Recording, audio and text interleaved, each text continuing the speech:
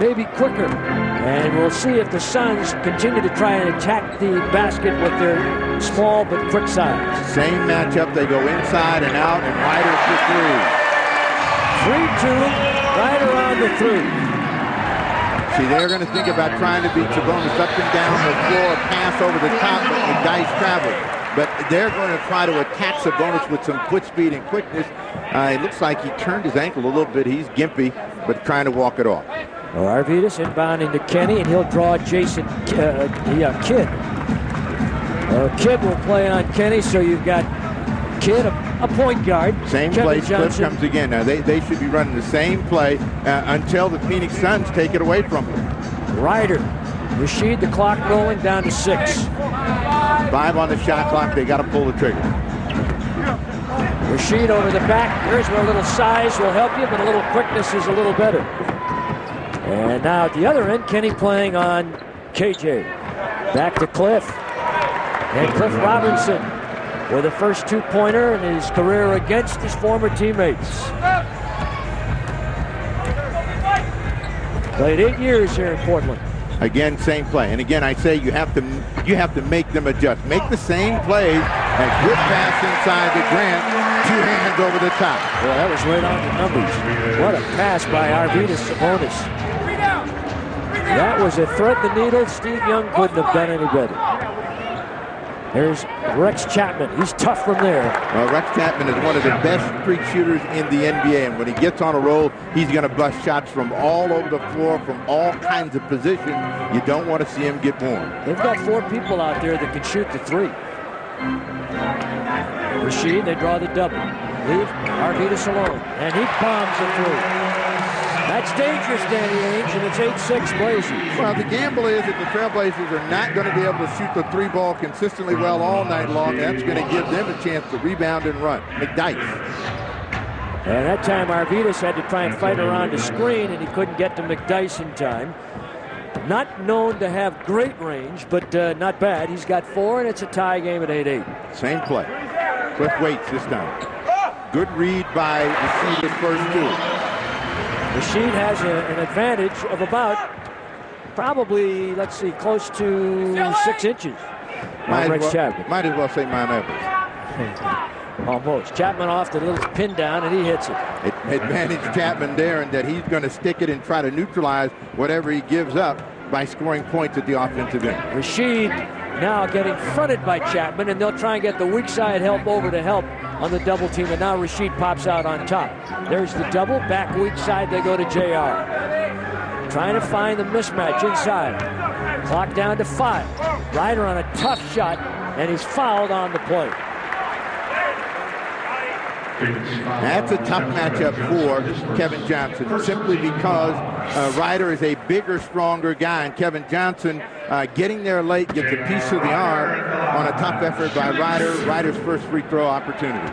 This foul charge to Kevin Johnson. The Suns with a team foul, Blazers none. We're just underway, and nice to have you with us at J.R. Ryder at the stripe. Ryder, a good foul shooter. But this is going to be one of those games where you got to keep scoring the basketball. 10 shots have been taken between the 2 teams. Only 1 shot has been missed. And that was by the Blazers. The Suns are 5 for 5. Portland, incidentally, 2 for 2 on their home run ball, the 3-point play. 12-10, Ryder with a pair. He's got 5. And on the baseline drive, Rex Chapman draws the foul from Rasheed. So if they create large enough angles and spacing, they feel as if they can beat their man off the dribble because they're quicker, and that's what happened here. Rasheed Wallace got caught coming out, and when Chapman puts the ball on the floor, that's where he picks up the foul. What Rasheed has got to do is just keep Rex Chapman shooting jump shots over the top of the defense. Same thing for Sabonis. McDyess with a miss. And a great read by Grant, who came over and blocked and then threw the ball away. Back to Rex. No good. Kevin Johnson with a rebound. Inside deep, McDyess blocked by Arvydas Sabonis. Danny Ainge early on trying to test Sabonis at the defensive end. What Sabonis has always done well is use his size. He never leaves his feet until he sees it. Chapman with another one. And the Suns continue to drill it. Chapman with 6. And as Steve said, he's a streak shooter, and he is already off. Inside Kenny. Ryder getting close. And foul on the way in by Antonio McDyess. Part of Danny Ainge's game plan so far is to make Kenny Anderson a feeder, and in the process it's turned J.R. Ryder loose, and he's in an attacking mentality. Second trip to the line for Ryder. Remember, a year ago the Suns started out 0-13. Danny Ainge took over, they were 0-8. Ryder missing on the first. The Blazers a 72% foul shooting team for Mike Dunleavy. Ryder is a career 80-plus, so you can expect him to make more than he misses. He gets his second. He's got 6 in the quarter. 13-12, Blazers by 1. Ryder with 6. Chapman played by Rasheed. There's the clear out, trying to let him work. And Chapman tried to jam, and the ball banged hard. Johnson back to Chapman. This time he misses, and that is the first miss for Phoenix, who had made their first 6. On the wall, Kenny to Rasheed Wallace. Was that sweet? 15-12, Blazers by 3. 2 big plays by Wallace. The block on the Chapman drive, and then to fill the lane and to throw it down. Kevin Johnson. Kenny Anderson got a piece of that Kevin Johnson shot. Kevin Johnson thought he got fouled. Robinson. Way short, Sabonis grabs. Ryder up the middle, Blazers would like to run. On the back down, here's Ryder and Kidd. Both open guys. What happened was Ryder wants this one all the way. And Sabonis ran in for a post-up, and he ran out. Ryder missed. And Cliff Robinson gets the rebound. Here's Chapman again. And after making their first 6 shots, he misses, and McDyess sticks it back and in. 3 Blazers. Well, they fought themselves, and it cost them a hoop. McDyess has got 6 with that pickup. 1-point lead, Portland. McDyess playing against Brian Grant away from the ball. Now switches up on Ryder. And they're overlays. Rasheed bumped inside. Strong. Tries it again, maybe? No. Out of bounds off of Phoenix. And we have a timeout. Timeout call. 5:57 to play here in the quarter. 15-14, Portland.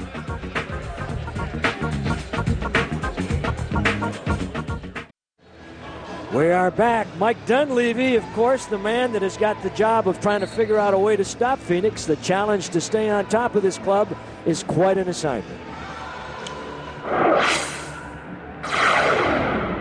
Well, the key is, in a game like tonight, is that the first thing you've got to try and make sure you do is execute offensively, where you don't turn the basketball over, allows them to get out in the open court with easy opportunities.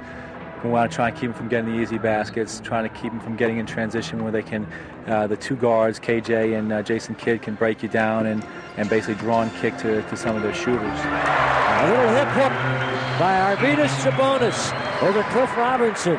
And the Blazers now with a 3-point lead, and Sabonis with 5. Took Cliff to the right base and fired it off the hip. And here's Chapman again coming off that screen.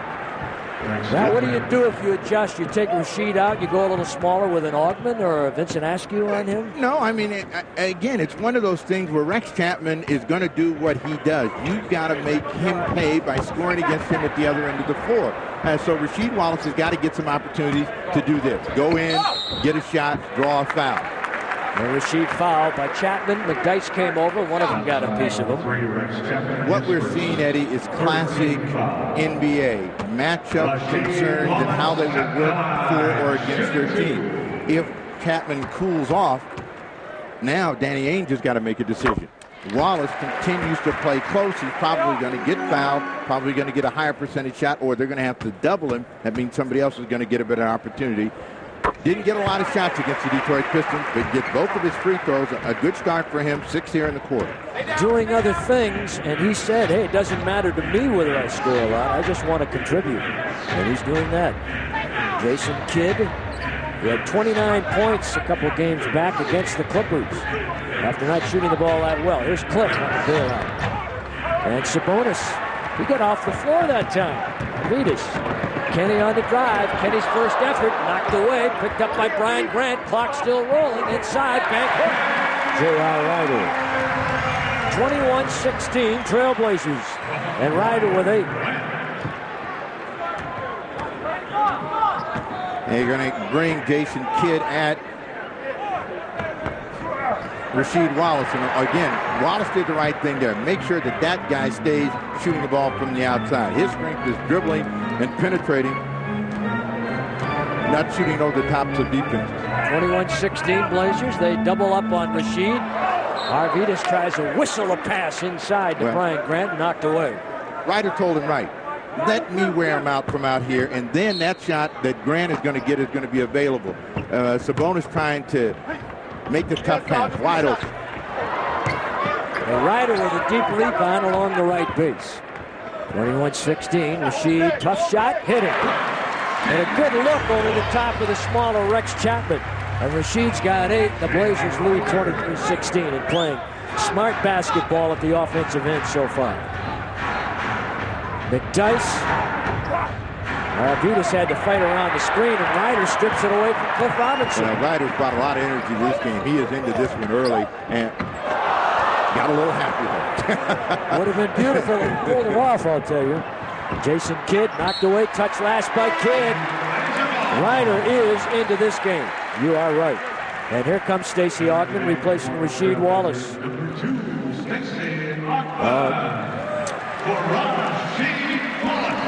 Augmon had quite a game against Detroit, his old team, and he pulls it out with 2 clutch free throws, a great defensive play on Grant Hill, and then a pull-up jumper with very little time left on the shot clock down the stretch. Brian Grant. They know that Grant is not going to consistently look to make the shot from the outside. Gets his second one, 4 1/4. Blazer lead 9, first quarter, 3:10 to play. The snapper. And Kevin Aiken along with me. I'm Eddie Doucette. We're happy to be coming your way on Blazer Region. McDyess. Follow tip on the miss. No! As Cliff Robinson missed, McDyess again. Very, very good offensive rebound. That's what you have to keep in mind with him. He's got 8.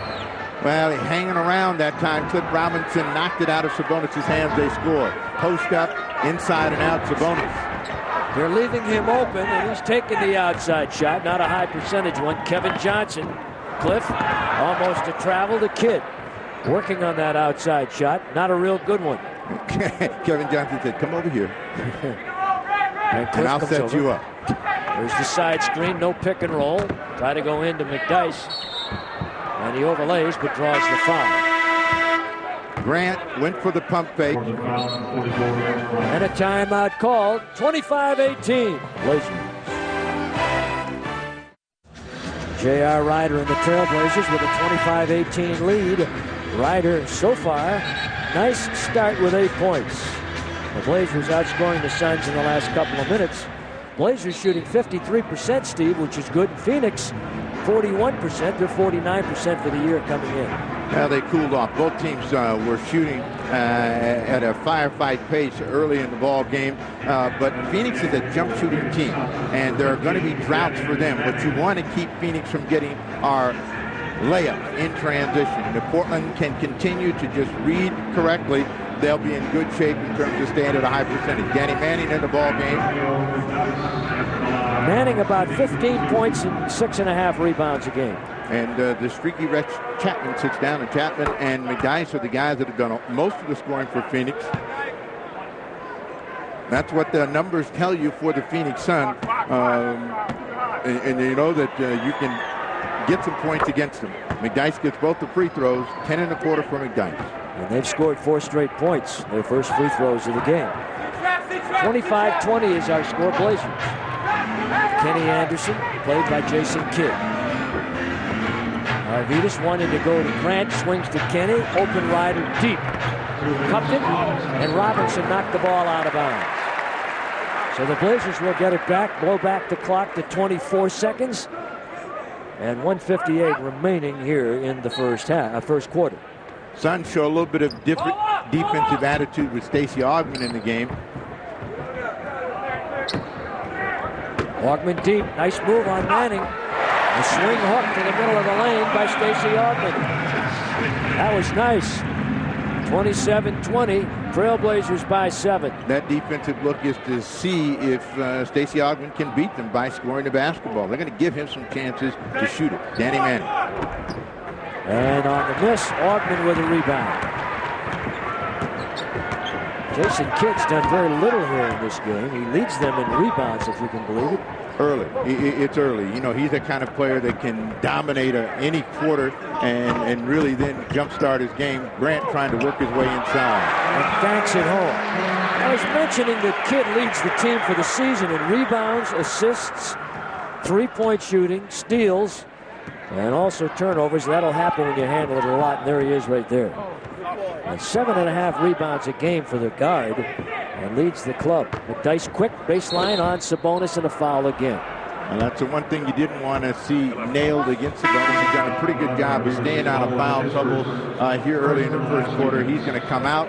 Kelvin Cato in. Sabonis gave too much of the baseline away. I mean, McDyess is not that good off the dribble, but if you're going to give him a lane, one dribble with his ability to get in the air is going to get him to the free throw line. Well, McDyess with 2 free throws already, and misses on his first here with less than a minute to play in the. Antonio McDyess. Here's a fella, Steve, that wanted $100 million from Denver, but they balked based partly on some very interesting numbers of performances he made in the fourth quarters of some games last year. And I'll give you those in a little bit. He was not very productive when they really needed him. And the Nuggets said no to $100 million. Kenny Anderson. Well, that's his first deep shot of the evening. Missed it, but he comes into this ball game shooting 68%. Ryder draws a double team. Grant trying to get inside to Ryder, stolen by Manning. Kidd to beat Brian Grant. Slaloms through the crowd, now looks for somebody. Very skillful passer. That was supposed to be a pass, but it almost went in. Too skillful. And Ryder challenged by his homeboy. They're both from Oakland. Know each other from the neighborhood. 29-21. Kenny on top. Played on the switch by McDyess. Time running down. And McDyess keeps it alive, and that'll end the quarter. And a good one for the Blazers. They lead by 8. It's Portland 29. The Suns 21.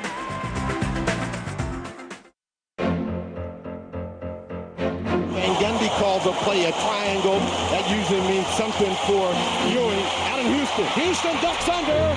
Got it! With 8 left. You get a look at the clock as the ball is going up. There's 2. The ball dancing around. Comes down. This time Allen Houston is legit. He is the hero on a tough day. He seals the deal with 0.8 of a second left. Back at the Rose Garden, the second quarter, and Blazer tickets available. 224-4400. Call now. The Mavs are here. The greatly improved Dallas Mavs with Sean Bradley, the 7'6" stick man. Tickets available at the locations you're seeing and all Ticketmaster locations. First 10,000 will get a free Jermaine O'Neal full-color poster. It's a beauty. So those tickets are on sale right now. For Monday, the Mavs. And you can come to the Rose Quarter ticket office and get tickets as well. John Crotty will start the second quarter, relieving Kenny Anderson. The Phoenix guards did not score a point in the first quarter. Kevin Johnson out. Steve Nash is in. He is a guy that everyone's talking about as being a future star possibly in the league. Jason Kidd down deep to Danny Manning. Nice shot. Manning's always had that little running hook and displays it here early. The front line has carried them into scoring so far. Portland gets Rasheed Wallace back in. J.R. Ryder along with Augmon, Crotty, and Kelvin Cato. Cato's seeing a lot of time for a rookie. Lost the handle, and double him up, and then knock the ball out of bounds. No. That should go to Portland, I believe. Well, maybe he had a bad angle on it. Mike's not complaining, so he's satisfied with the call. Jason Kidd. Down to Manning again, posting on Augmon. Manning is 6'11", Augmon 6'8 plus. and out of bounds, and this time it will come back to the Portland Trailblazers. Bryant snuck in at the break, so their front line features Mark Bryant, and he'll probably be in the middle, sandwiched by McDyess and Danny Manning. Bryant 6'9", Manning bigger, and McDyess 6'9". Pointing over here to J.R. Ryder against Jason Kidd. Going to get an illegal defense. Roddy trying to get over here, as you had indicated, Steve, to get the ball to Ryder, posting in on Kidd. So the Blazers get it back, 24 on the clock, and a 6-point lead. Interesting scores. One very interesting, and I'm sure fans here will be watching the Lakers playing the Rockets down there early in the ball game. Lakers had them down by as many as 17, a minute to go. Rockets by 3. It was soft, had a chance to go, but Augman's shot did not foul, and he draws the foul from Danny Manning. So Danny Manning on the foul. Take a look at some of the efforts of Rasheed Wallace in this basketball game, and it's very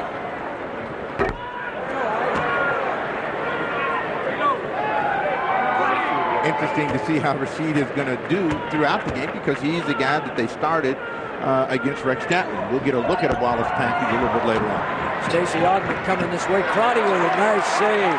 Good hustle effort. Augman misses both free throws, but Crotty's save gets it back to the Blazers. Splits the D, and then coming from the opposite side, McDyess knocks the pass attempt away. It was a nice read by McDyess. As for Jason Kidd, is tough and a good deflection as Cato came in there, got a piece of that ball. They say you got to make Kidd beat you over the top. Ryder on a nice leaner, and that's good.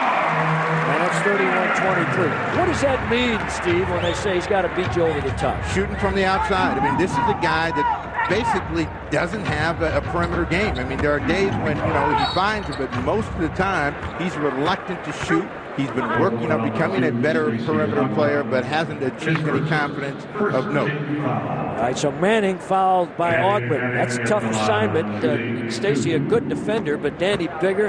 And finally, after 2 years of recovering and rehab work, he feels like the ACL tear that he had is fully recovered. He's had 2 major ACL tears, and he's back. Blazers tomorrow night, Golden State. Remember, that's a 7 o'clock start, KEX and the Blazers Radio Network.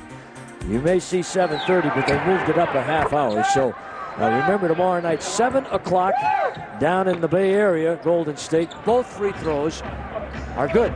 31-25, the Trailblazers lead 6. Led by as many as 9. Ryder. Trying to get Kelvin Cato to set him a screen. Really had to work to get that set up, and the clock did not serve as an ally. And here's Steve Nash. He's tough. And Cato with a good block out and rebound. And you got a 4-on-1 bust out. Ryder, good rebound. And a strong stick back by J.R. Ryder, who gives the Blazers an 8-point lead with his 11th and 12th points of the game. 9:07 to play in the first half. Steve Nash, a native Canadian. Now, Nash had a huge game in the preseason, kind of woke everybody up that he can knock down some shots from the outside. 8 3-pointers in that ball game. Jason Kidd for 3. See, he just doesn't look comfortable shooting from the outside. And when he gets in those streaks where he's making them, and you remember Dallas, he was part of that wild Bombardier brigade, they go in. And when they do, he's a much more effective player. That foul on Kelvin Cato, Rex Chapman back.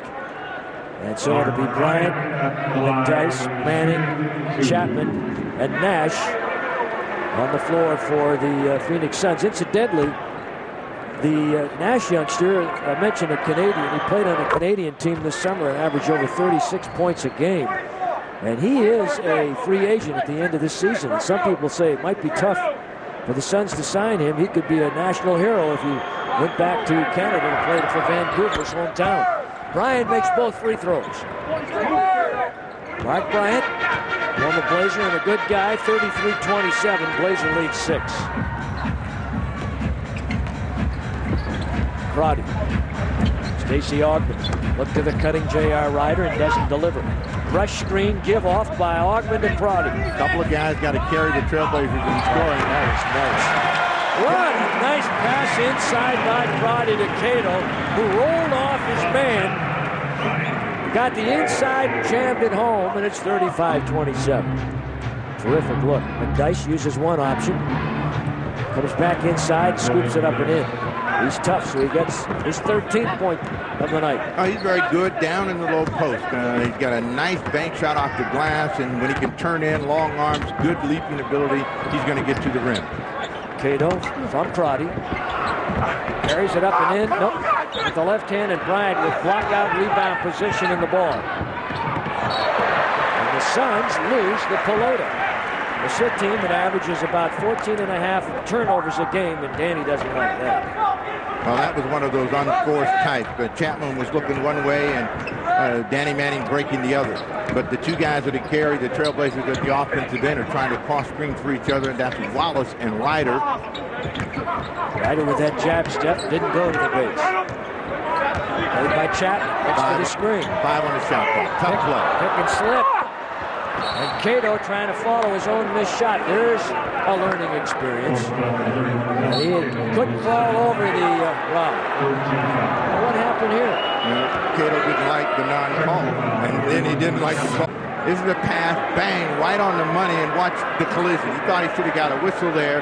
Then he misses the shot, so there's some added frustration. Comes over the back, and then has something to say. Learning lesson here for the youngster. The Suns cash on it as Nash goes to the line, and then they'll get the ball back. So that wasn't very good. 35-30, the score. Cato will go out, and right away Mike Dunleavy will remind him of a couple of things. Sit down, cool down, and you'll see on the tape that you made a mistake. 35-30, but that's what's going to happen when you're young in this league. You make mistakes and you learn by them, hopefully.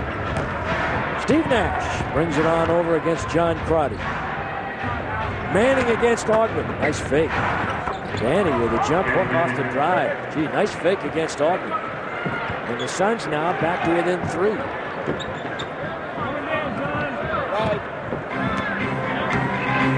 Now the second unit has a responsibility when they come in. They don't want to lose ground. You come in with a lead, you don't want to lose ground. The best way to either extend the lead or hold the lead is make sure you identify who are the people who are going to score the basketball. Kind of got away from that. Phoenix Suns got on a little bit of a run. A time, and the Blazers by 3 in the second quarter.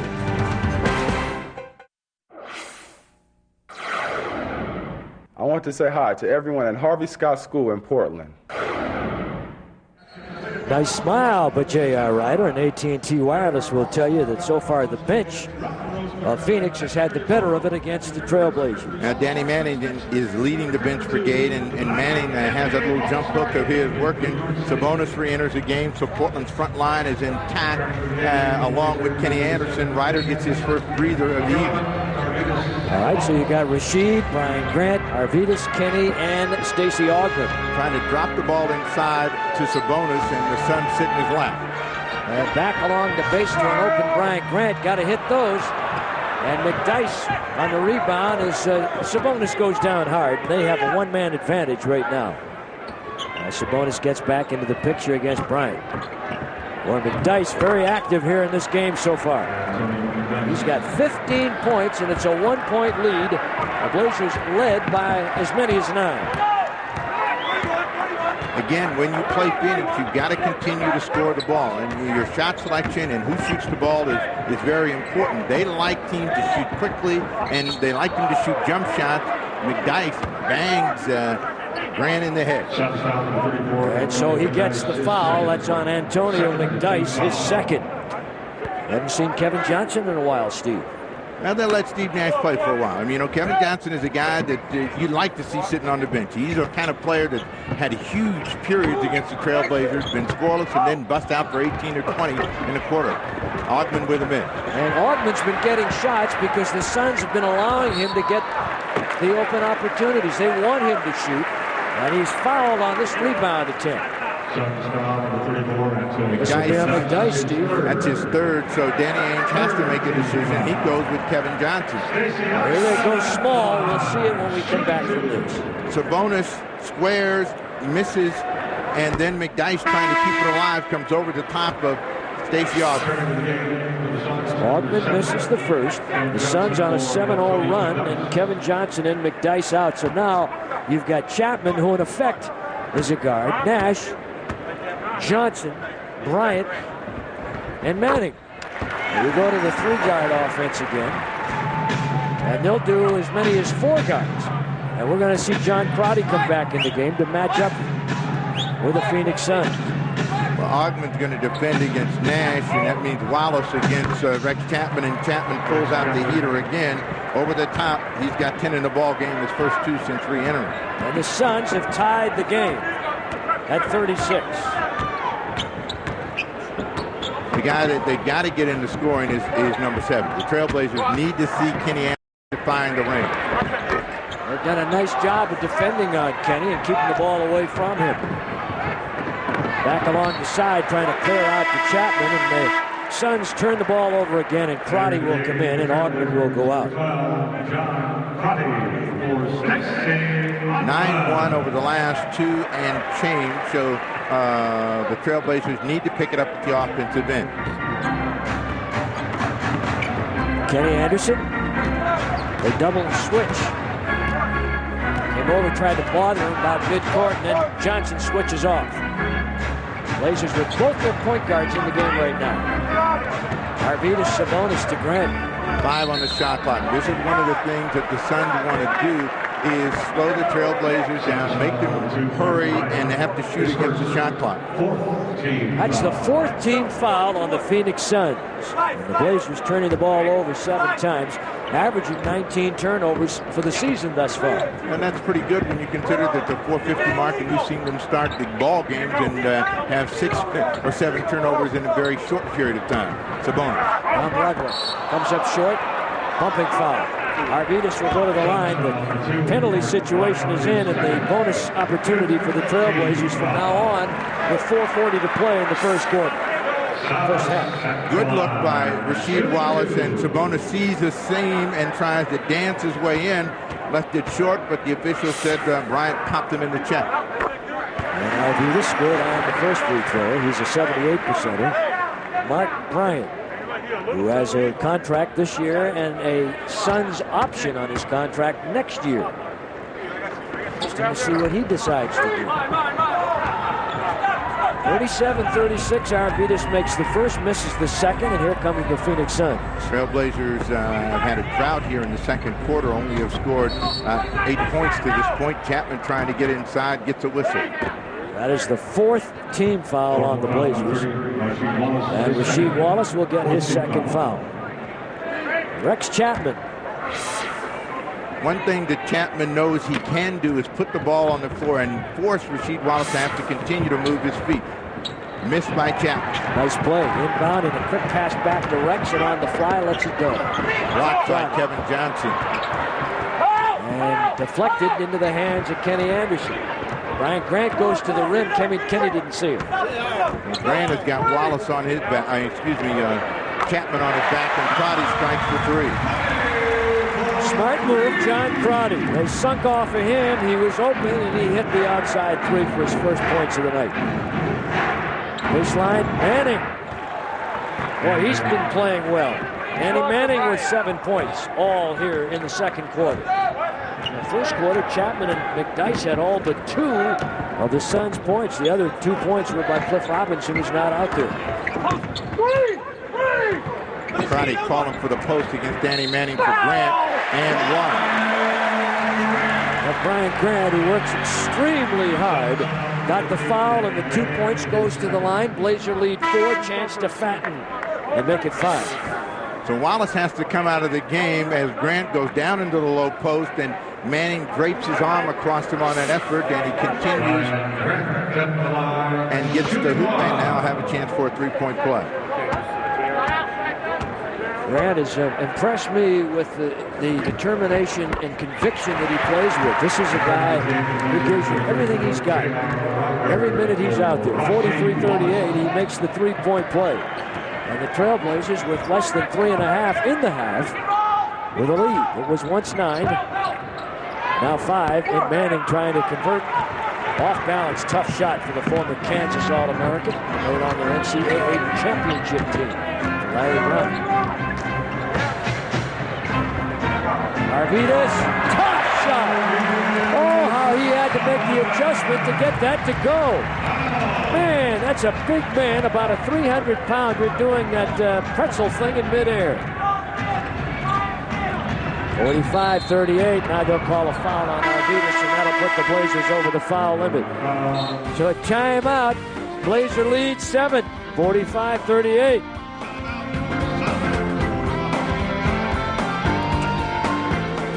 The big guy from Lithuania in his 3rd year with the Portland Trailblazers and feeling good. Sabonis does a nice thing. He stays away from Kenny Anderson until Anderson has no other laps it off to him, and it's a score. What Sabonis does very well is control his upper body so that he's almost and always a good controlled shooting motion. Arvidas with 8. Blazers doing a number on the boards, and this has been a strength of the Trailblazers. They had a little problem with it in the exhibition, but they've done a good job here in the regular season. 45-38. Trailblazers with a lead, and Mike Dunleavy will head back to the boys and pass on a little of that wisdom. Now they had a little bit of a drought thanks to a hoop by Sabonis, a three-point play from Grant, a three-pointer from Crotty. Their scoring picks up. They get control of the scoreboard again. And Danny Ainge has to think here how to close the second quarter of play with 2:52 remaining. Interesting team, this Phoenix club. Made a lot of changes and will make a lot more next year. They only have 3 fellas under contract beyond this year. Everyone else on one-year deals, and the cap probably will go up, and they'll have a lot of money to shell out for free agents in a good year next year. Here's a good one for you. A road trip with the Blazers heading out playing the Charlotte Hornets on Wednesday, 6:30 will be our TV time on the Northwest News Channel 8 and the Blazers TV network. And part 1 of a 2-part series, an interview with Paul Allen, the boss man on the right side of your screen with my buddy, the snapper Steve Jones, will take place in the Charlotte game. And then the next night, the Blazers will be in Detroit. And part 2 will take place at halftime in that game. Steve and Paul Allen. And the game time, by the way, in that particular occasion will be 5:30. So 6:30 Charlotte, 5:30 Detroit. Scores of other games. Atlanta have yet to lose. Houston. Wow, look at Chicago. So some scores, and we'll try and pass along some other numbers later as Kevin Johnson back in, going to the line. Steve, this guy had 16 for 16 in a game against Utah a few games back. Well, he's a career 80-plus and has always had the ability to get to the line. When he gets into a good groove, he's going to burn you, and that's certainly well within his capability. He gets both of those, his first 2 points of the night. Good move there by Kenny for you young point guard. You see how low he comes up the floor to try and keep that defender off? Wallace, nice attempt. Brian Grant with a strong rebound. Rashid with a jam. And with some authority to go with it. 47-40. Look at Kevin Johnson, much more upright than Kenny when he brings the ball up. And a follow by Bryant. And Brian Grant and Mark Bryant. That gets to be a little tough to say. We'll have a little jump ball situation, I believe. Good effort by both players to get to the ball, trying to control it. Grant had the inside position, and Bryant would not let go, so they'll jump it at the Suns' end. Mark Bryant, the veteran. The tap goes to Brian Grant. John Crowdy out to Kenny. Ryder on the left wing. Doesn't need it. Did not need him, and the Blazers now by 9. Kenny Anderson with a pair. His first 2 points of the ball game. And a whistle and a foul will be called on the play. Number 12, John Crotty will get this one. Both teams over the limit. We have 2 minutes to play here in the first half. Get a look at a play from moments ago. Wallace with the miss. Grant's going to come and make a terrific save. No chance to get it back up, but sees a cutting Wallace with the throwdown. Kevin Johnson, who retired at the end of last season and unretired when they laid a little of that long green stuff in front of him. Kevin's been around a long time. He was originally drafted by the Cleveland Cavaliers and played 1 year there. And, of course, over here since then. And, you know, he's playing probably a little smarter now. But, Steve, he's always been a guy that built his game on quickness and smarts. Well, he's a very explosive scorer. Kenny Anderson, explosive in a different kind of way. And Kevin Johnson, in his years in the backcourt, has been the most difficult guy to stop off the dribble for opponents when he is healthy. What has hurt Kevin has been his injuries. Kenny Anderson with a nice little crossover to get into the middle. Didn't finish, but has a chance for his first pair of free throws. And Steve Nash gets the foul, and I like what Kenny's doing. With Nash in on him, he's really trying to exploit that matchup. Right, with 6 rebounds, leads the Blazers. Monday, Kenny, 29 points. Boy, what a tear he has been on recently. Kenny Anderson, just absolutely terrific shooting. Over 60% from the 3-land in the last 5 games, and over 26 points a game is what he's been averaging the last 4. KJ, Blazer lead now 8. Biggs lead was 9. Steve Nash is shooter. Not this time. Crotty blocks out on Kevin Johnson and gets the rebound. Good fundamentals there. J.R. Ryder. And the back lean didn't help him. And here come the Suns.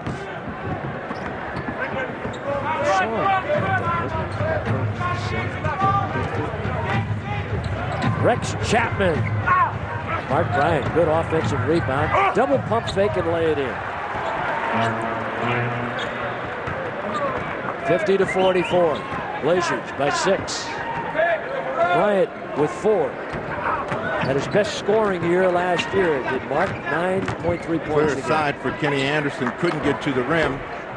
Grant leaves that one short, and it bounces over the top. Brian Grant with 9 points. The Blazers with a 6-point lead as we head under a minute to halftime.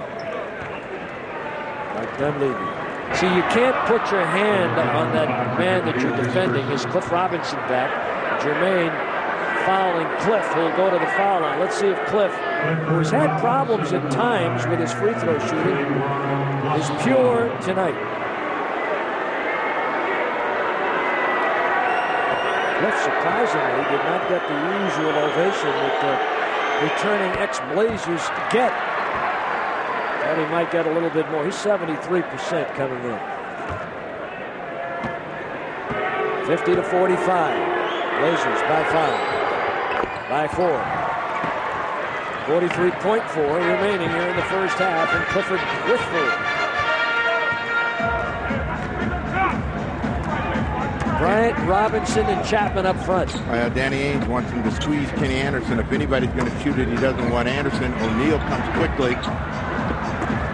Ryder bumped out of position inside. Here comes Chapman. And it's a 2-point game. 12 points for Rex Chapman. There's that transition defense. If you surprise your team and shoot the ball quickly, you don't make it. The Suns will run out on you. The results are a layup for Rex Chapman. Crowdy on top. Crowdy backs down. Looks back to the side. There's Ryder. Nice step around move. And he stepped over the sideline. Stepped out of bounds. So the Suns with 3.4 seconds with a chance to tie or with a home run go ahead by 1. And Augman's going to come in for defensive purposes right here. Well, they go small. Jason Kidd jumps in the game. 3.4 seconds to go. Grant will come out.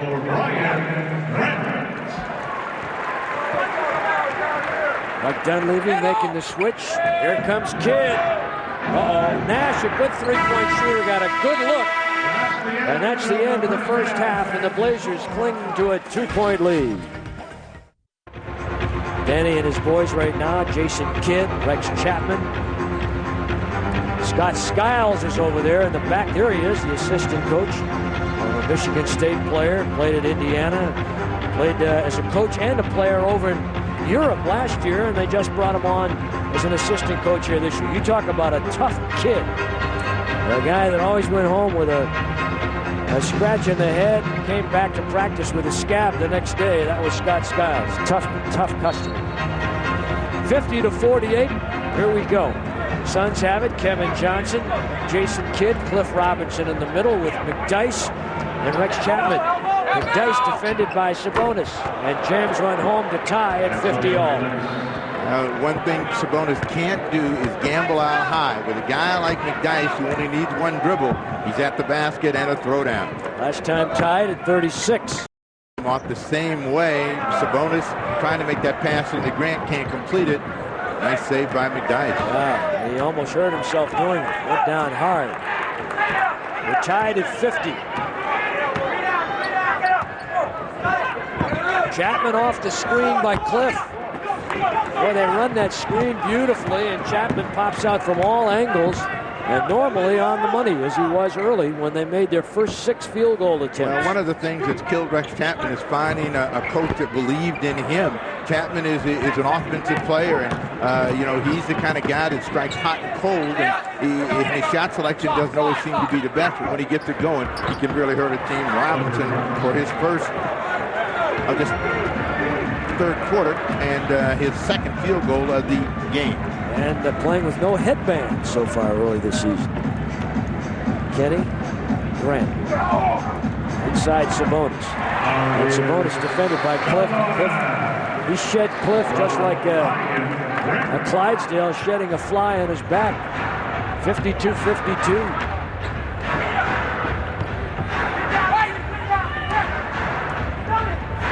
.20 in the third. We're just underway. Chapman shooting. Not there.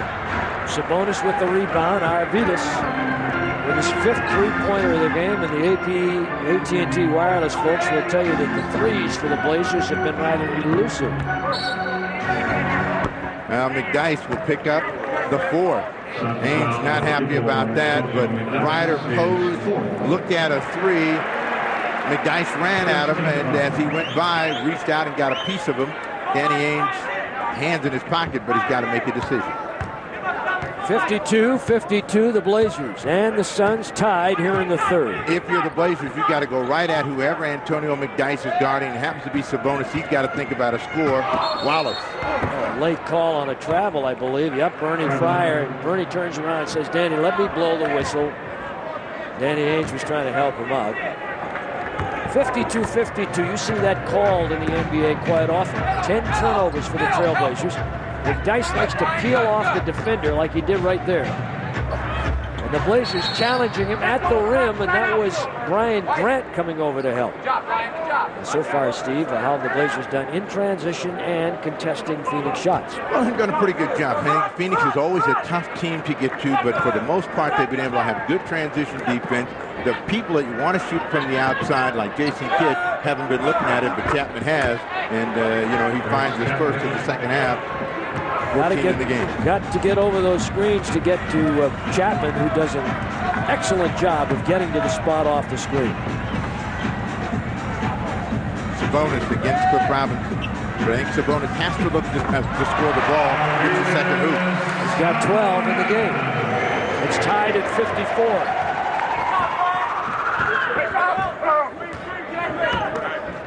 That's McDyess. Hey, watch the hole. Fourth quarter production last year with Denver, not good at all. Averaged 8 minutes, 3 points, 3 field goals attempted, and only 1 rebound. Now, the game has slowed down a little bit, Eddie. But if you're looking at the Denver Nuggets, as bad as they were a year ago, even if had to have Superman type of numbers in the fourth quarter for them to be productive, I'm not sure that that's a good way to measure his value to the team. Grant with his first 2 of the second half. Well, listen to this, Steve. In 29 games that they played in, decided by 5 points or less.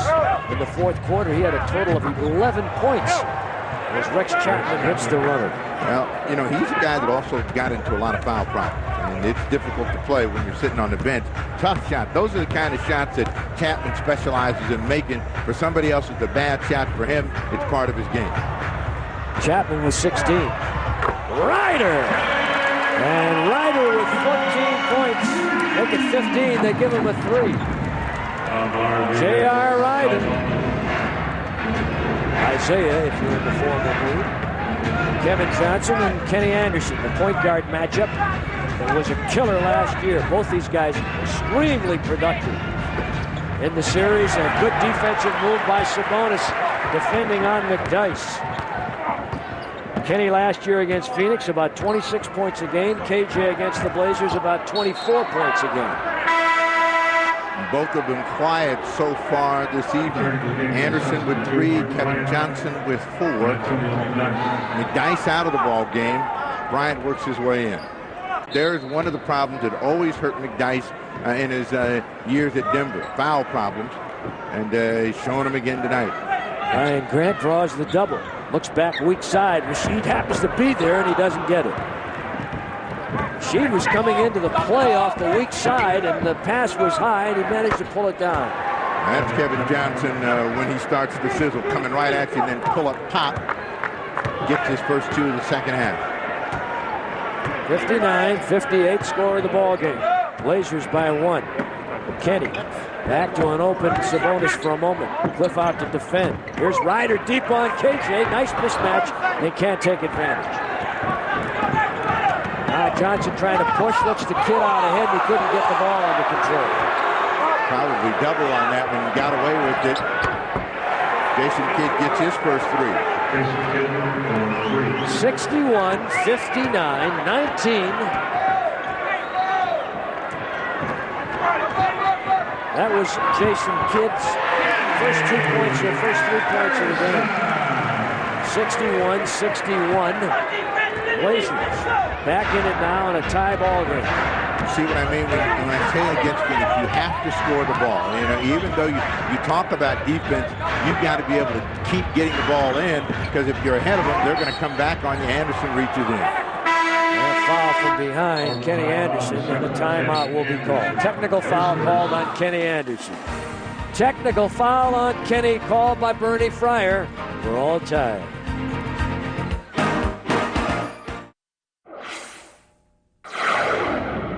I want to say hello to everyone at Crook County Middle School in Pineville, Oregon. You might like it up there, Kenny. Pineville. Or down there. Where is Pineville? You know, Steve? East of it. East. All right, this is Kevin Johnson shooting the technical that was assessed to Kenny Anderson. Anderson and Bryant get hooked up, and then they're holding hands. And then he had a choice word to say to Bernie Fryer. One-time Portland Trailblazer Bernie Fryer for a very short time, a warm cup of coffee. Mark Bryant. Obviously, it was cold. Diluted. He was outside the building most of the time, so the rain diluted that coffee. 63-61. Mark Bryant with a chance to make it a 3-point lead and doesn't. And the Suns leading by 2 and 6:05 to play here in the third. Blazers have had 2 technical fouls called on them here tonight, Kelvin Cato and Kenny. Well, you know, this is an emotional team, and they always bark. Sometimes they bark at the wrong time, and they get bitten.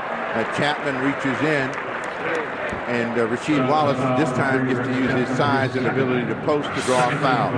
Deep in the low box, and this time they don't come quick enough. And this is a good read by Wallace. He made this read earlier and was able to get the hoop.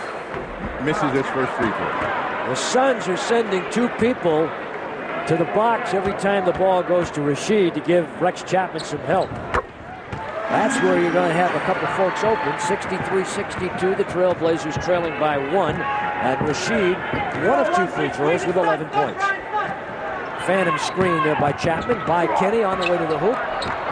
Follow on the missed shot. Boy, Chapman came right back to get his own missed shot. The kid that put in a little time at Kentucky came out of there after, was it 1 or 2 years? Ryder on the base, Ryan Grant open. Hello.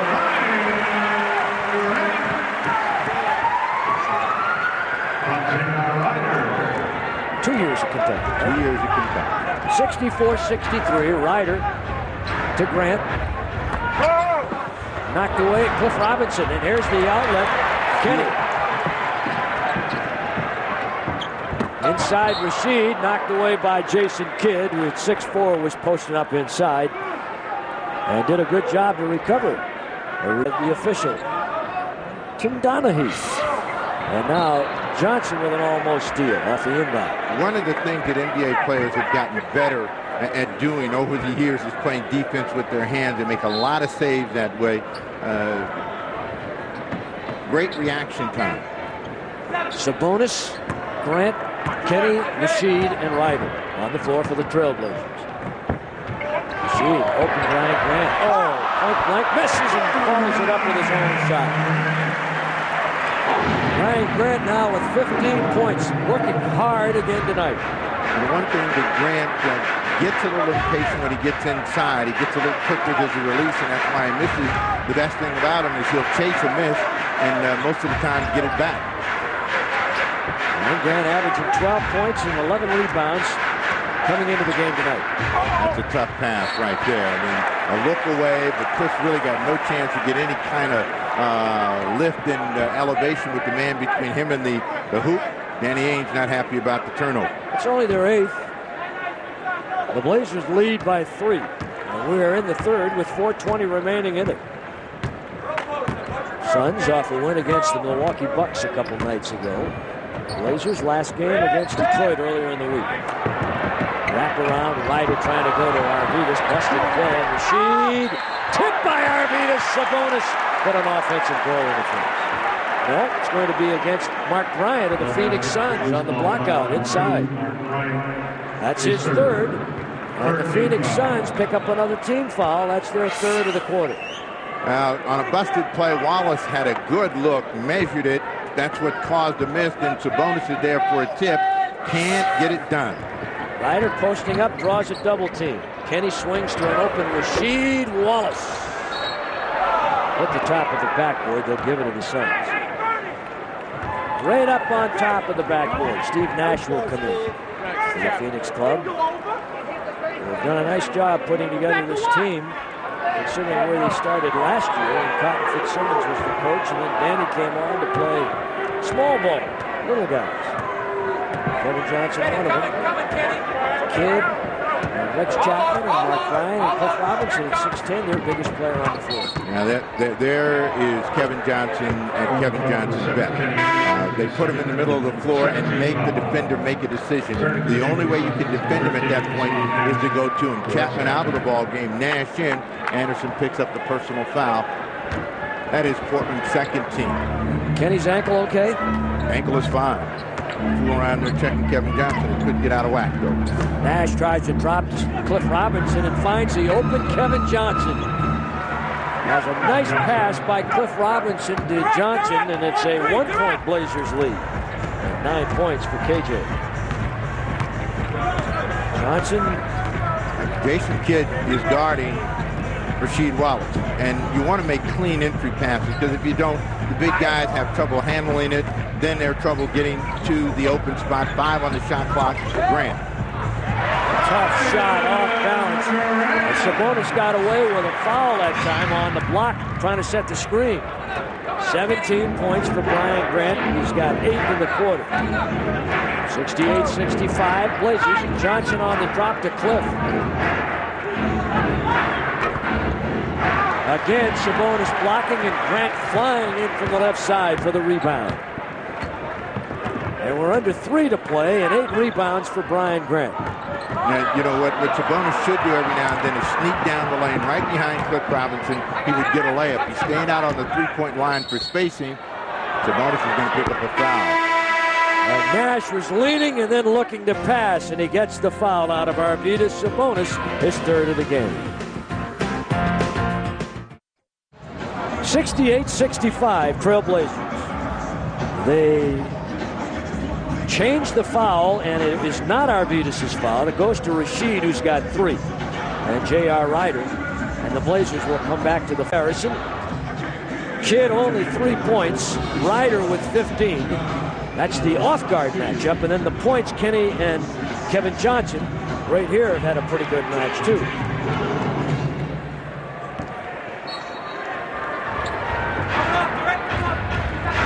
Most of the action has been focused on the front line. 68-65, KJ on Crotty. Sabonis steps up and forces KJ back. Bryant killed that drive. He got in the way. Kevin Johnson comes right back to the same spot. Up and in and out. Cliff Robinson stripped to the ball. Brian Grant stripping Kenny on the flyby. And he has to check and come back. Grant down Broadway and fouled on the play as the shot won't go. And this foul will be called against whom? I think it was Kevin Johnson. His second. Quick exchange as Cliff Robinson was stripped of the ball. The Trailblazers get Grant in transition, and Kevin Johnson gets tagged with the foul. Good, productive evening for Brian Grant, headed for a double-double. And now Brian Grant with 18 points. Danny Manning and Antonio McDyess will be coming back in the game for the Phoenix Suns. McDyess played at Alabama, Manning at Kansas. Cliff Robinson and Mark Bryant, a couple of ex-Blazers, will go to the Phoenix bench. Grant makes them both. Good-looking free throws by Brian Grant. 2 minutes left in the quarter. You hear the PA announcer in the background. A couple minutes remaining in the third. Danny Ainge like a creative chef. Starts with his staples and then a pinch of this and a dab of that. Got 2 guards, 3 guards, 4-guard offense, 4 big guys, 1 guard. He'll do a little of everything. Ryder swings it clear to an open Kenny for a moment. Phoenix rotating nicely. Ryder from Sabonis. He wanted that shot, but really wasn't ready to let it go. Got away too quickly, and the Suns rebound and run. Blazer lead 5. Have a man Nash open opposite side, and a checking foul here against the Blazers. A little pump fake against Sabonis, gets him leaning forward, and just a nudge is enough for the officials to blow the whistle. The third now against Sabonis. You'll see Manning show the ball right there. Sabonis knows he's beat. Cato in the ball game. Sabonis being saved for the fourth, which is about to show up in a minute and 19 seconds. Both teams now at 14 fouls, Steve. The next foul by either team puts the other team in the penalty. McDyess against Cato has had a chance to think about that technical he got in the first half. Manning with good inside position tips it in. So Manning still a very productive play off the bench for Ainge. He's got 10 total. 70-67. John Crotty on Kevin Johnson. Looks to JR, goes to Kenny. Blazers in a 3-guard offense. And Kelvin Cato overlays, but Brian Grant happens to be there. Well, Brian Grant's had quite a quarter here. 10 in the quarter, and 12 in the quarter, and 21 in the game. Add another rebound total. Danny Manning traveling. 72-67. Portland Trailblazers with less than 42 seconds remaining here in the third quarter, and Phoenix with their 10th turnover of the game. Tomorrow night, the Blazers are down in Oakland against Golden State, radio only. Blazers Radio Network. Back home on Monday against Dallas with tickets available. Score and shot clock running for you down at the bottom of your screen. And the Trailblazers with 8 on the shot clock. Kenny Anderson pulls the trigger. 3 ball has yet to go in for him. Brian Grant came down awkwardly, but he's all right. And Kidd and the Suns get back. So far, the Blazers' transition defense has been very good. One of the keys coming into the game. Manning drives Broadway. A foul on the play, and the Blazers now over the foul limit. This one probably will go on Brian Grant, his second. Brian Grant, his second. Danny Manning sees the lane open, and Grant can't get there in time to close it. The collision goes against Grant. Manning will go to the line.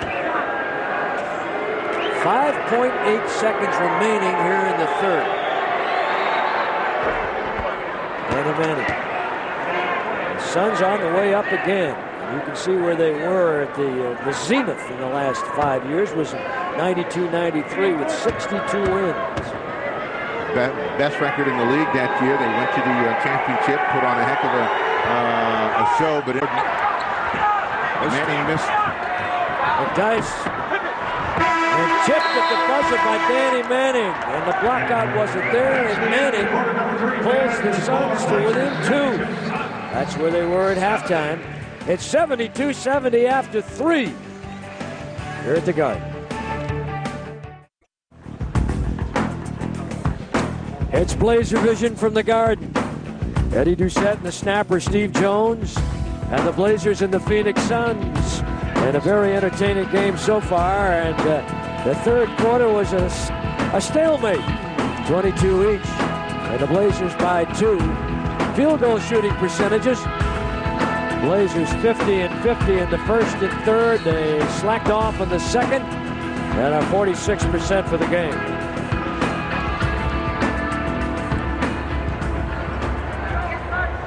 And we start the fourth with Augmon and Anderson, Kelvin Cato, Rasheed, and John Crotty. Hot Rod Williams makes his first appearance of the night. Shot blocker, defender, not much of a scorer. Kenny, they need him. He's not done much tonight offensively. Here come the Suns.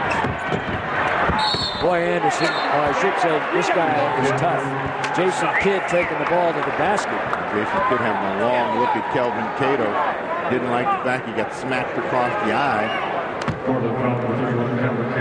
Cato gets the foul. Tie ball game, and Kelvin Cato with his third foul of the night. Jason Kidd is a great open court player, and that you want to keep him out of it because there he's going to look to score, going to pass the ball. He's very good at digging back and getting the rebounds and starting to break, get the three-point play to start them off. 73-72 Suns. Rasheed trying to get the shot off, and he is fouled by Steve Nash. He's saying I was going to take a shot. Never got into shooting motion because he put it down. Had he gone right up, probably would have gotten that call. And the inbound, Cato's trying to set the screen, and then they go to Cato and right back to Augmon. Right now, the Blazers don't have a lot of offense out there. Well, they've got two players, Wallace and Anderson. Both of them got to start to strike a match, get hot, and make some things happen. And McDyess can't handle that rebound. Anderson looking for his first three. Augmon going high and saved by Nash, and he wraps it around ahead to Kidd. Out on the lob, and it's done by Danny Manning. And the Suns running the lanes beautifully, now lead 75-72. There's an example of shot selection. Even though Kenny has been shooting the three-point shot very well, he's not making it tonight, so he's got other parts of his game he needs to go to. 8 on the shot clock. Wallace trying to post Hot Rod Williams again. Deep and time counting. Williams, a veteran, been around a long time, and Augmon on the miss. That's the problem when you don't have, you got a lot of defensive players in there for the Blazers right now. Hot Rod Williams. Well, as I said to you before, the key against them is to be able to score the ball. They've come out and scored 7 points. The Trailblazers haven't scored any, and Mike Dunleavy takes a quick timeout. Good timeout for the Blazers. Suns lead now by 5. Brian Grant, new guy in town, new gun in town, 21 and 9. And the fella he replaced, Cliff Robinson. So far tonight, 6 points for Cliff. Playing the middle, asked to do something different than what he did here in Portland, where he played the power forward and at times the small forward, middle of everything. Cliff's not shooting the three like he used to either. Suns now are actually on a 10-0 run in the last minute and 58. Anderson comes out, Sabonis and Grant come into the ball game. That means that the front line will be looking to dominate the scoring. Rasheed Wallace short with that one. John Crotty with a long rebound. Grant asking for a post. He's deep along the side against John Williams. Strong move to the post and a rebound by McDyess.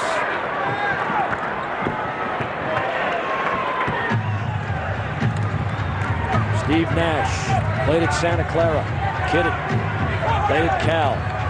Lost the ball, reloads. That's John Williams.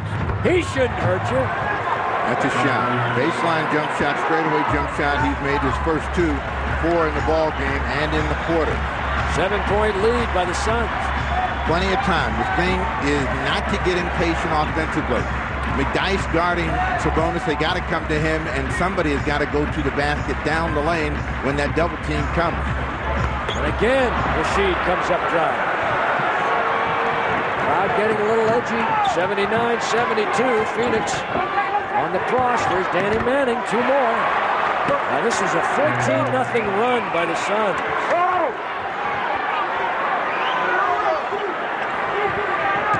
81-72 in the lead, Phoenix by 9. Ogden challenged by Steve Nash. Now, they're trying to get the ball down low, but they're not making good, crisp entry passes right now. The crowd a little edgy, wanted to call that time, but Wallace never came to meet the basketball. 10 seconds on the shot clock. Danny Manning playing as well as I've seen him play in the last 4 or 5 years. Out into Rasheed. There he is. That's his shot. 81-74 Phoenix. That breaks that 14-0 run. 13 points for Rasheed Wallace. Plenty of time. Phoenix Suns are going to try to attack up front now when they've got McDyess against Grant. Coming from the other side, Rasheed trying to get over to cover Williams. Nice set by the Suns that time. And so the foul charged to Rasheed. He's got 4. Blazers have 2 here in the fourth quarter. And it'll go out of bounds off of Antonio McDyess.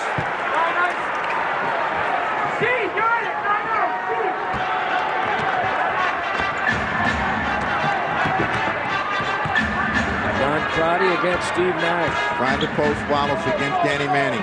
Again, the real secret here is to have Sabonis take a dive every now and then down the lane. Ogden working against the shot clock at 7. I'd love to see Ogden take the shot. He obliges. They're sinking off of Ogden and going to other people and try and force Ogden to take the shot. Good hands by Brian Grant that time. Well, right now the Trailblazers don't really have the kind of perimeter relief for the inside guys, and Phoenix is just sagging in, inviting them to shoot. Kid trying to slow it down. Came over in a trade last year for Dallas. And Ogden over the back of McDyess is called for the foul. Their 3rd against the Trailblazers and the 2nd on Stacey Ogden. Ogden is always going to get a very difficult defensive assignment because that's the strength of his game. Look at the jab step and the takeaway. And that's Steve Nash on John Crotty. First field goal of the evening for Nash. Big fourth quarter surge here by the Phoenix Suns. Kenny Anderson will be coming in momentarily for the Blazers. 83-74, 9-point lead by Phoenix. Wallace again forced to take the long outside shot. The Blazers really playing into the Suns' hands right now. They're inviting the people that they think are going to have the least amount of success to hurt them deep out on the floor, and so far they've obliged, and they've been able to get their guys going offensively. Now, again, the key to beating them is to be able to score the ball. They get hot rod wings with the miss, Sabonis out in front. And a one-man advantage, and Sabonis is fouled going to the iron. And while that was happening, Steve, I noted the Blazers bench, J.R. Rider, apparently was in the dressing room and just came back. Don't know what the reason is. Sabonis out in front, and Nash crossed over in front and then got behind, had to reach in to try to make a save. Nifty little crossover step by Sabonis to stay in front of the defense. Cliff Robinson will be coming back in a moment. Arvidas makes it 83-75. Phoenix with 6:20 remaining, and Ryder will check into the game. No idea why he left the floor and went into the training room. John Crotty out, JR replacing. So Kenny and Ryder, Grant and Sabonis, and Rasheed, the starting 5 out there for the Blazers, and Arvidas with 14 points. 7-point ball game. What you want to do with the Phoenix Suns is make them become a perimeter shooting team with a hand in their face. They're good at knocking down open shots, make them shoot under some heat. Jason Kidd on Kenny, Steve Nash. Kidd away from the ball, and Nash hits a 3. That really hurt. 5 for Nash, second field goal, line drive, that one in. Their biggest lead of the ball game.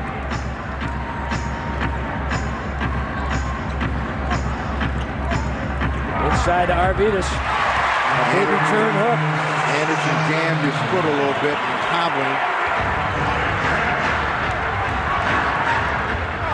Let's see if the Suns try and go at him.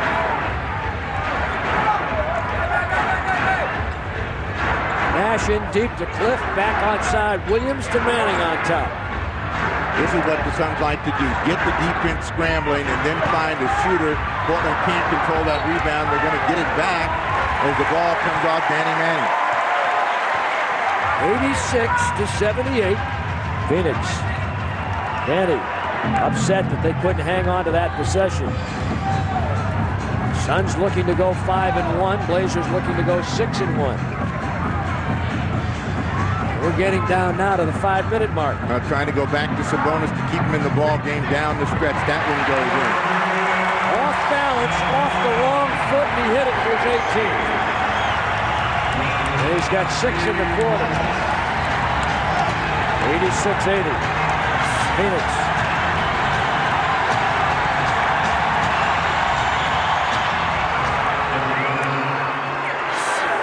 Was happening, a little turn hook right there that was good by the Phoenix Suns, Cliff Robinson.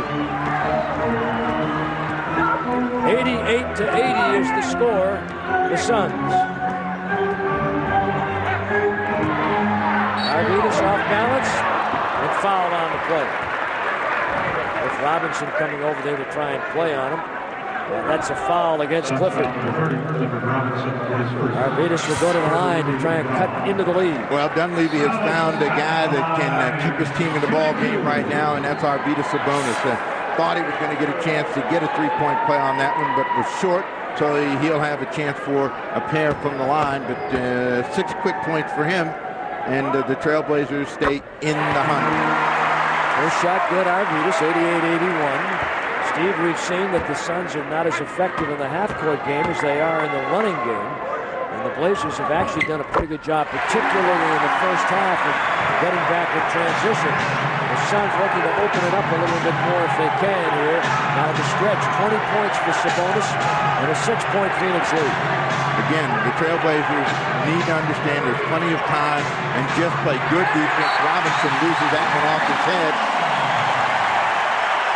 Under pressure by Brian Grant. Danny Ainge looking over here. Trying to get some help on a play that was all the way opposite him on the other end of the floor.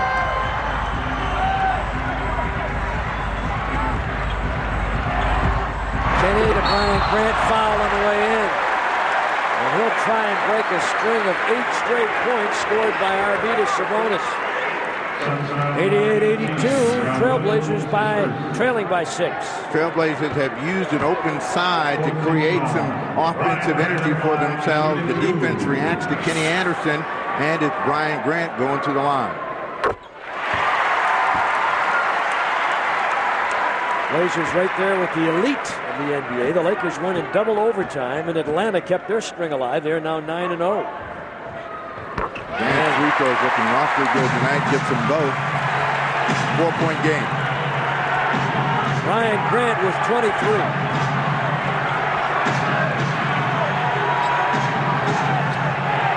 Blazers are 18 for 25 at the foul line. Cliff can't go over Sabonis. Oh, my.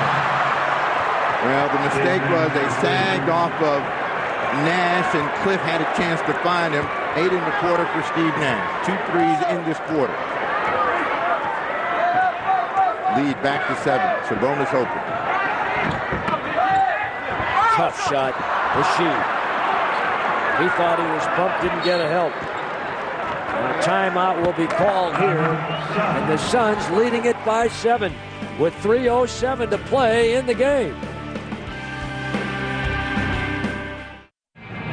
Steve Nash with 8 in the quarter, and that is his season average. He's had 2 threes.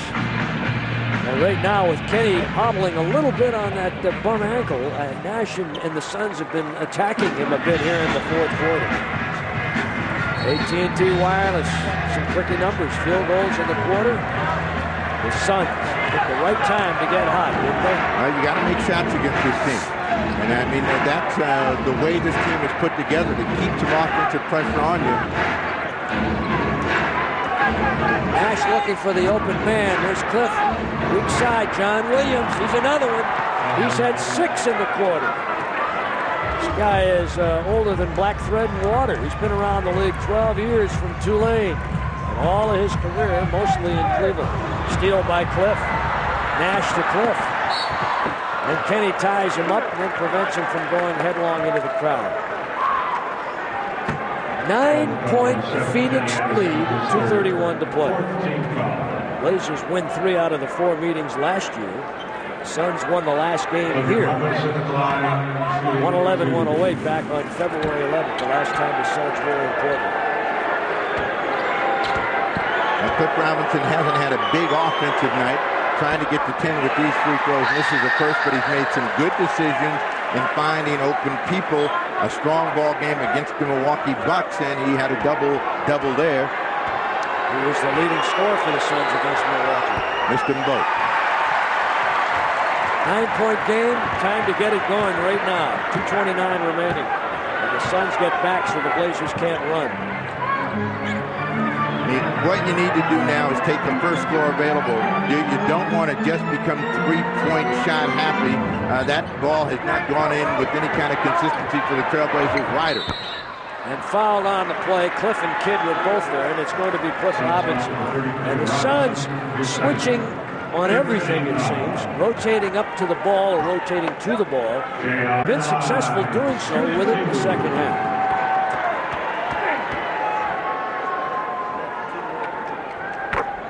They are 8-point lead, Phoenix.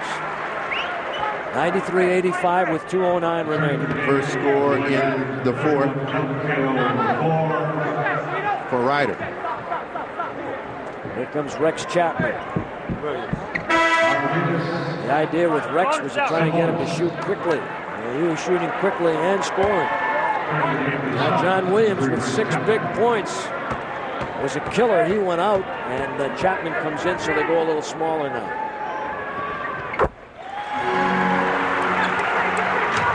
The Suns bench has been terrific tonight. Trailblazers try to pressure in the backcourt. The Suns got a lot of ball handlers in, and they'll just try to spread things out. You got to keep people in front of you. Good save here by Cliff Robinson. And a good time for Cliff to challenge Kelvin Cato, the kid. And a 22nd timeout call by Portland.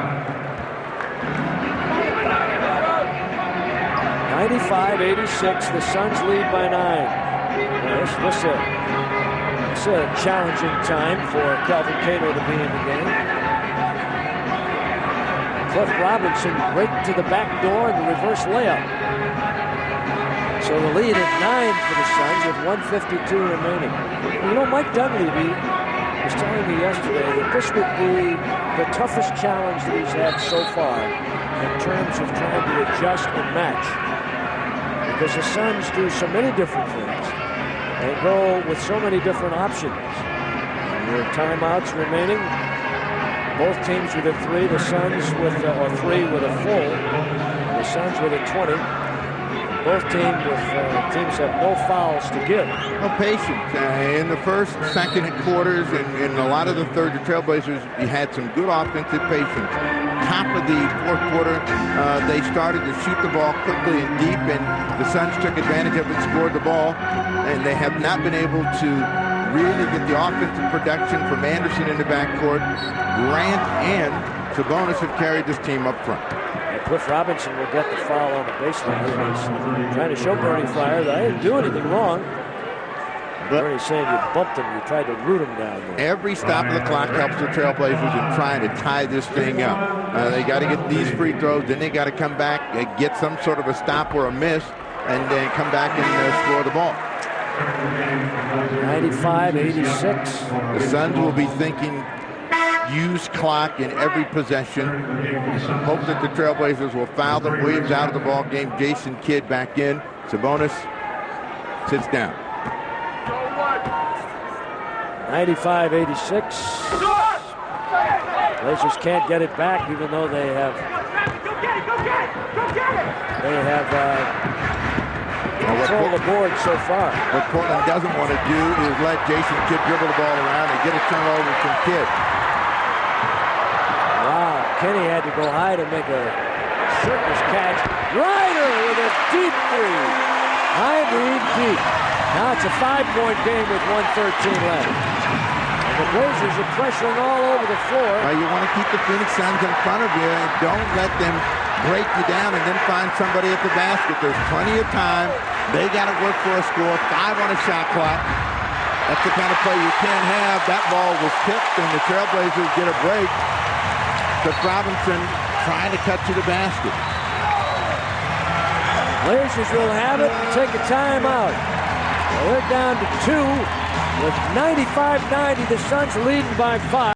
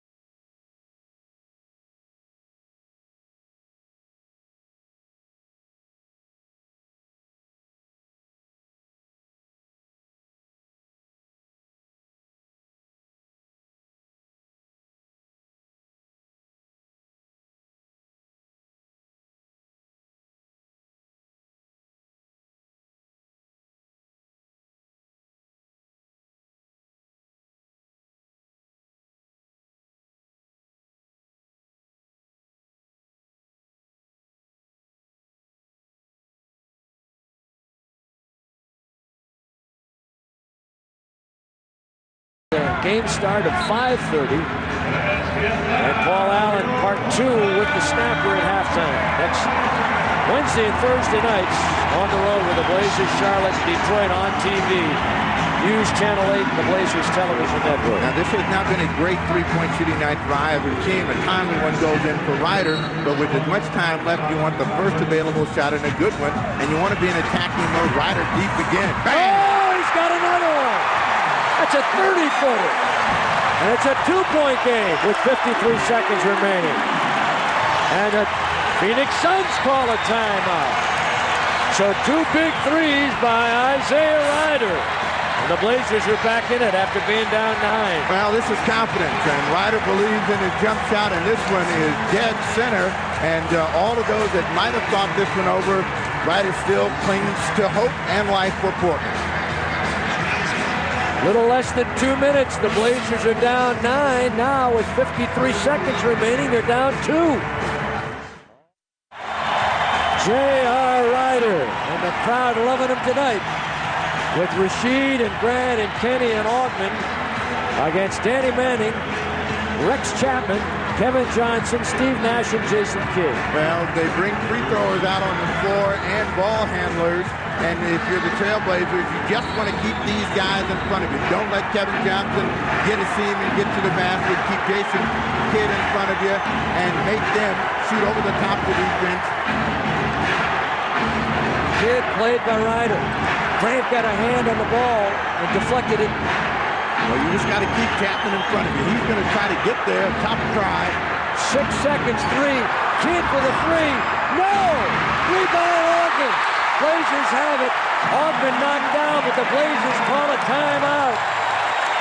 Big timeout with 27.7 seconds remaining. And the Blazers down to their final timeout of the game now. They'll have one more. The Suns still have 2 and a 20. Crowd loves it.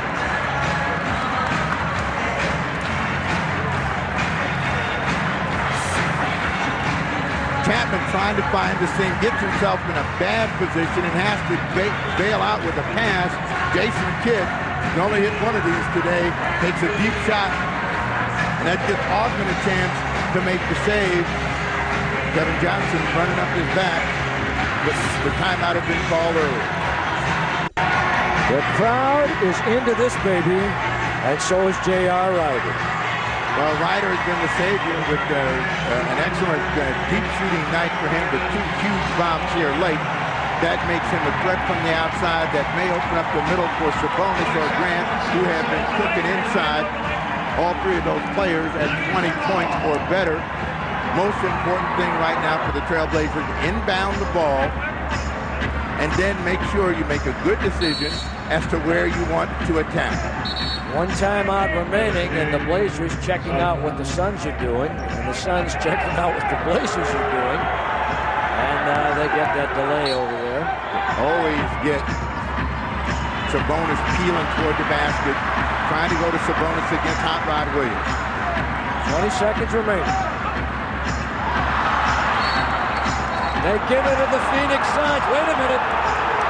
The one official, Greg Willard, at midcourt said Phoenix. Bernie Fryer, the other official, had a differing opinion. What Brock Fryer is going to try to say is that there was a foul, and rather than call a foul, they're going to give Portland back the ball.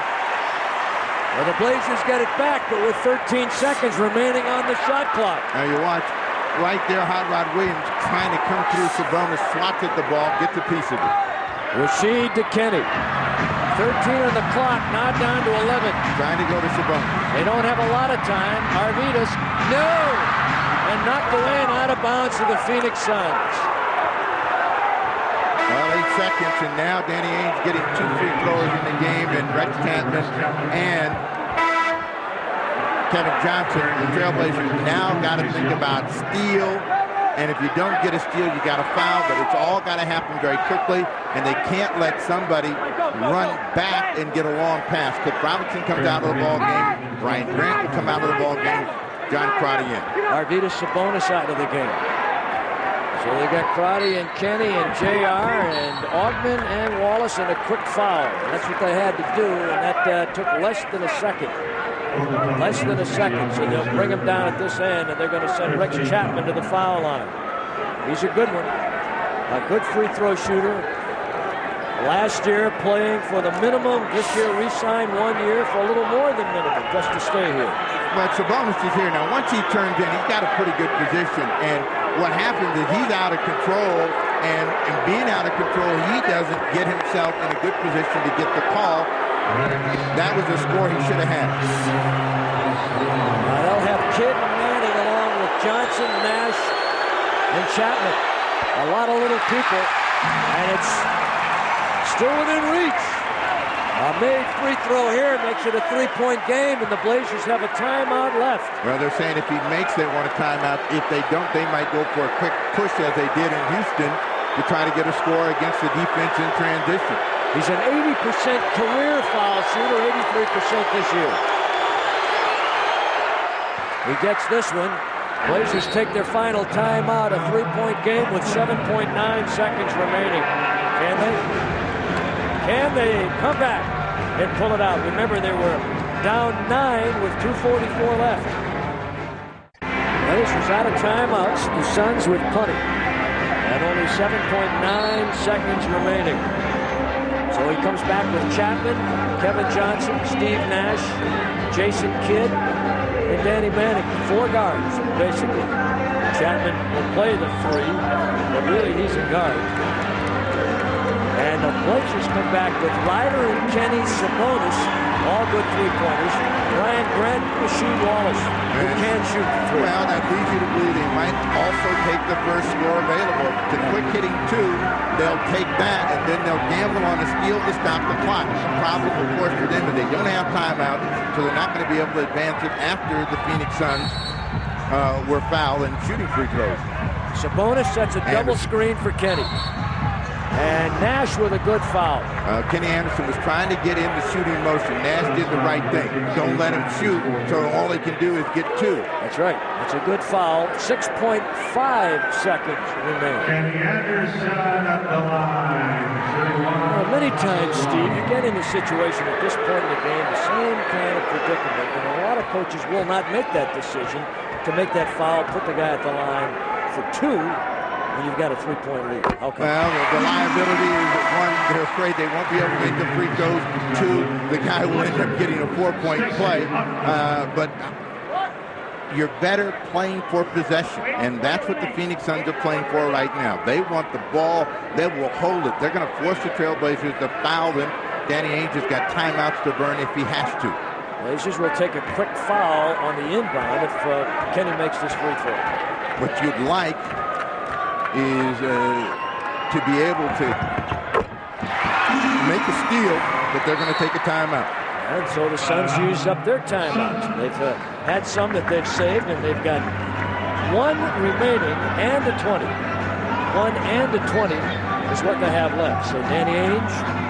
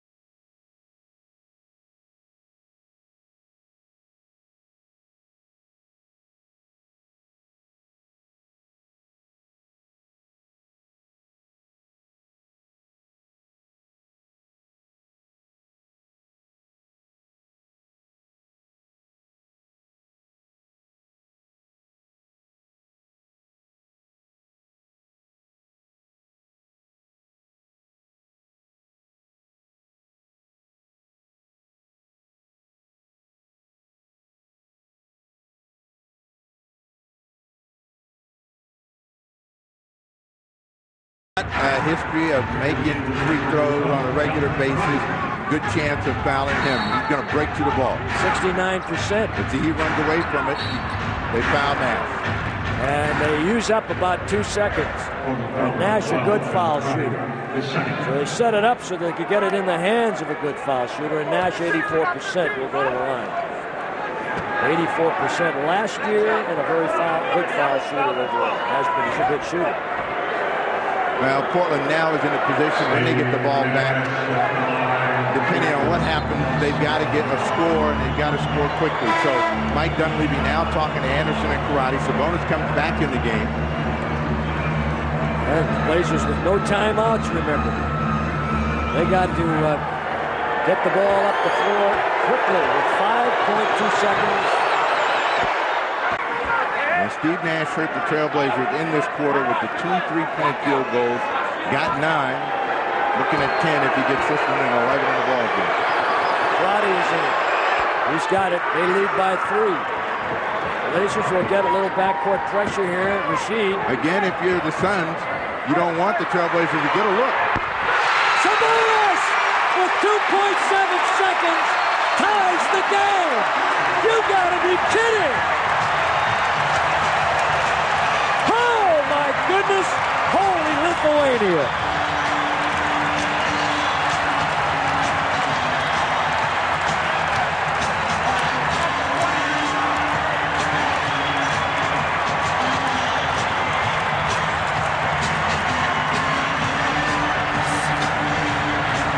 Well, this team has no quitting. Sabonis catches that one, gets both of his feet behind the line and gets a leaner to go in. So from being dead in the water, they're still alive. But how about the pass by Rasheed?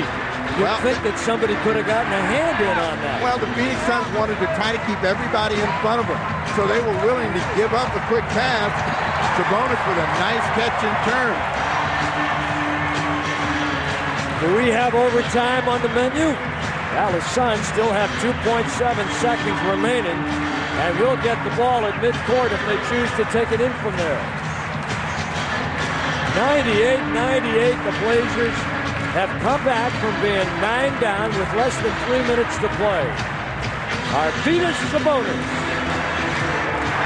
He has 24 points in the game tonight. Well, that tells you about this team. The celebration right there. They're all happy that they tied the ball game up and they've given themselves a chance to stay alive in this contest when it looked like they had shot themselves out early. What Danny Ainge wanted in that situation, again, if Portland got the ball in, foul. Don't let him shoot the ball. And you see, a lot of times players will go to sleep. You've got to be thinking, what is the game situation and why possession is important. Portland had no timeout. You foul them. Sabonis gets a couple of free throws, but you get the ball back. Now they've got to try to score to win the ball game or COT. So Portland's defense goes like this, Eddie. They have got to hands up on all the shooters. Don't give up an uncontested shot. You've got Manning, Chapman, Nash, Johnson, and Kidd again. No fouls. Blazers at Golden State tomorrow, home against Dallas Monday. Call for tickets at 224-4400. Andrade on Kevin Johnson. Ryder against Kidd. Well, the quick shooter is Rex Chapman. He's got the quickest trigger out there, Danny Manning. Kevin Johnson misses at the horn on a good call. They had the play set. We're going to overtime. The Blazers outscoring the Suns 14-5 in the last 2 minutes and 44 seconds. And we've got extra time for you tonight. It's 98-98 from the Garden. Back at the Rose Garden, Eddie Doucette and the snapper Steve Jones. And there's the number that I just gave you. The Suns started out the fourth quarter in blazing fashion, shooting 82% through the first half of the fourth quarter and making 9 of their first 11 shots. Now the game-tying field goal by Arvydas Sabonis. The catch is the most important thing, and then a good look at the rim, and he nails that shot, and we go to overtime, and the celebration is just one that we're still in the ball game. 5 minutes for the Trailblazers. The Phoenix Suns thought they had stole one. Now they've got to come back out and try to reestablish themselves. They come out with a big front line. Williams, McDyess and Manning, Jason Kidd, and Kevin Johnson. Rasheed Wallace, the only Blazer in foul trouble with 4. McDyess and Steve Nash with 4 for them. Remember, you shoot the penalty on the 4th team foul in the overtime. 5 minutes. Kenny, they need him. He quick shoots, and the Suns get the rebound. That's a good shot for Kenny. At some point, he's going to start to dial those in. He hasn't shot the ball enough to get a good shooting rhythm tonight. Blazers shoot the ball real well from the foul line and outside the 3 line in the fourth quarter. 3 and 4 on their home run ball. 6 on the shot clock. It's Jason Kidd. Big rebound by Brian Grant. That's his 10th of the ball game.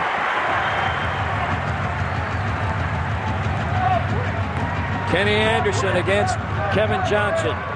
Wallace, Ryder, Brian Grant, they cross screen on the base, and Sabonis comes down and posts up on the box. Arvydas with the backdoor reverse and the foul and a trip to the line.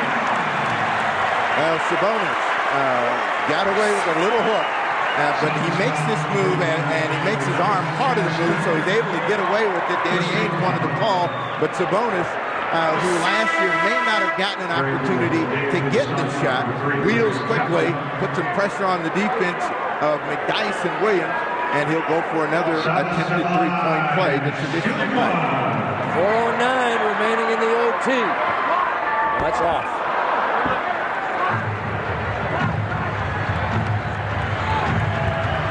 And Kidd brings it over with Manning and McDyess.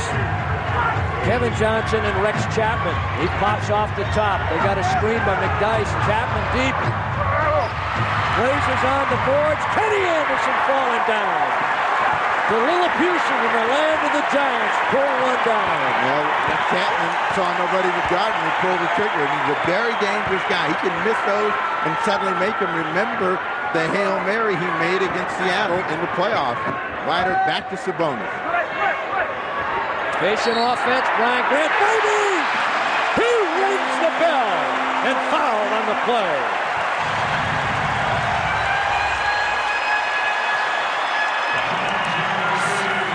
No jump shot this time as the Trailblazers trying to use their strength inside. Grant with the soft little shot inside will have a chance for a three-point play. And McDyess, Steve, with his 5th foul, and Grant can't convert. There's 2 missed free throw opportunities after the Blazers were 10 for 12 from the foul line in the 4th quarter. And Kevin Johnson clears, and that means he's coming to the rim.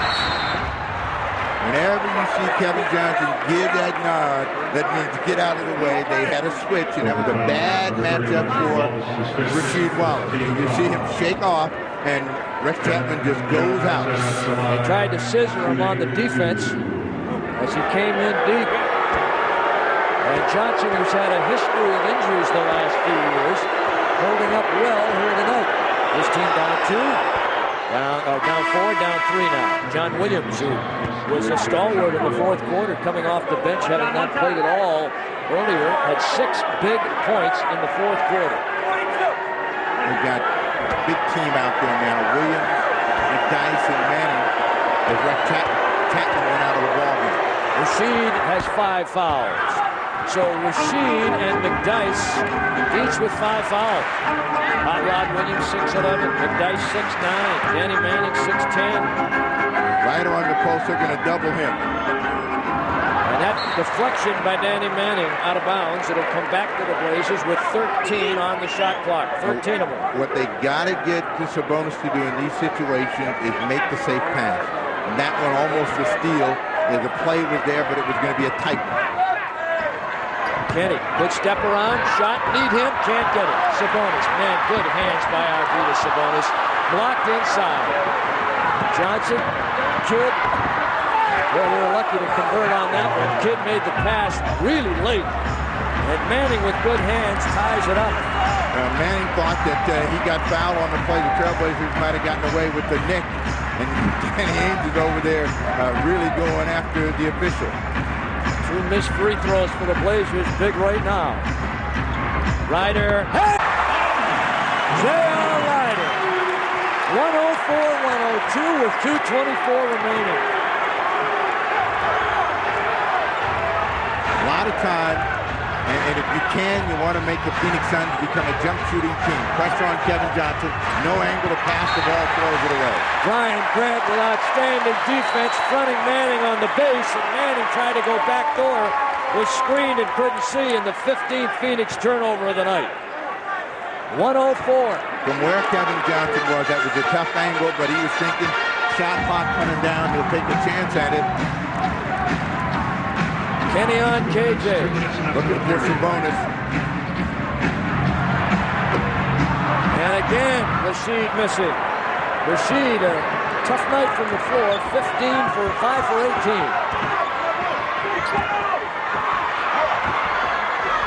The running hook by Danny Manning. And we're tied again. When you come back to Sabonis like that, if you're Wallace, knowing that you're not stroking it from the outside, try to dive down the lane and let Sabonis have a chance at finding. He steps in. Sink off of Manning. Ryder shot will be off. Rasheed taps it free, and here comes Johnson with Kidd on the left wing. Knocked away by Kenny. Rasheed will make that Sabonis to Kenny. And Kenny slaloms free and goes to Sabonis. Back to Ryder. Back door. And they say it was out of bounds. Bernie Pryor pointed toward the Phoenix Suns end, but the Trailblazers will get it back as Jason Kidd, I think, was out of bounds. So you got 15. Dunleavy's asking for a new clock. He's supposed to get one here. And he gets it. And he does. You watch Ryder on the drive. And the Blazers will get 24 seconds and Rasheed to inbound. Arvydas and Grant stacked tall timber on the left side of the lane. Now they're having a discussion to find out whether they're going to get the repossession. And Haynes' question. Kenny out between the rings and Ryder on the ball. Now they go back to the left side to JR.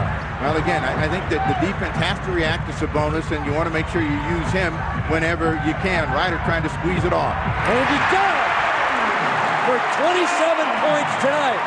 And a 106-104 lead. J.R. Ryder with the last 4 points for the Blazers. KJ on Kenny. Jason Kidd. Ryder stays with him. Back to an open KJ. It's off. Arvydas Sabonis. And we're under a minute in a 2-point Blazer lead. And Arvydas with 9 rebounds to go along with his 25 points tonight. Well, the Trailblazers with 35 in the game, 12 on the shot clock will work to Sabonis. This is where you want people cutting to the basket. He threw it away. He said he was hacked on the arm, but they haven't. Manning and Rasheed is going to get the 6th foul of the game. Look out, don't get a technical. He's out. Well, Bernie Pryor just asked him, do you want a technical? Just move out. So, I mean, Dunleavy's got to get him out of the game. Wallace doesn't want to leave. But that was a good foul. In that situation where Manning has a chance to get a rebound, to get a layup, you want to make sure that you make every effort to get a body on him, make it a tough shot. Manning, not a great free thrower, steps to the line, then walks away. Manning 73% career.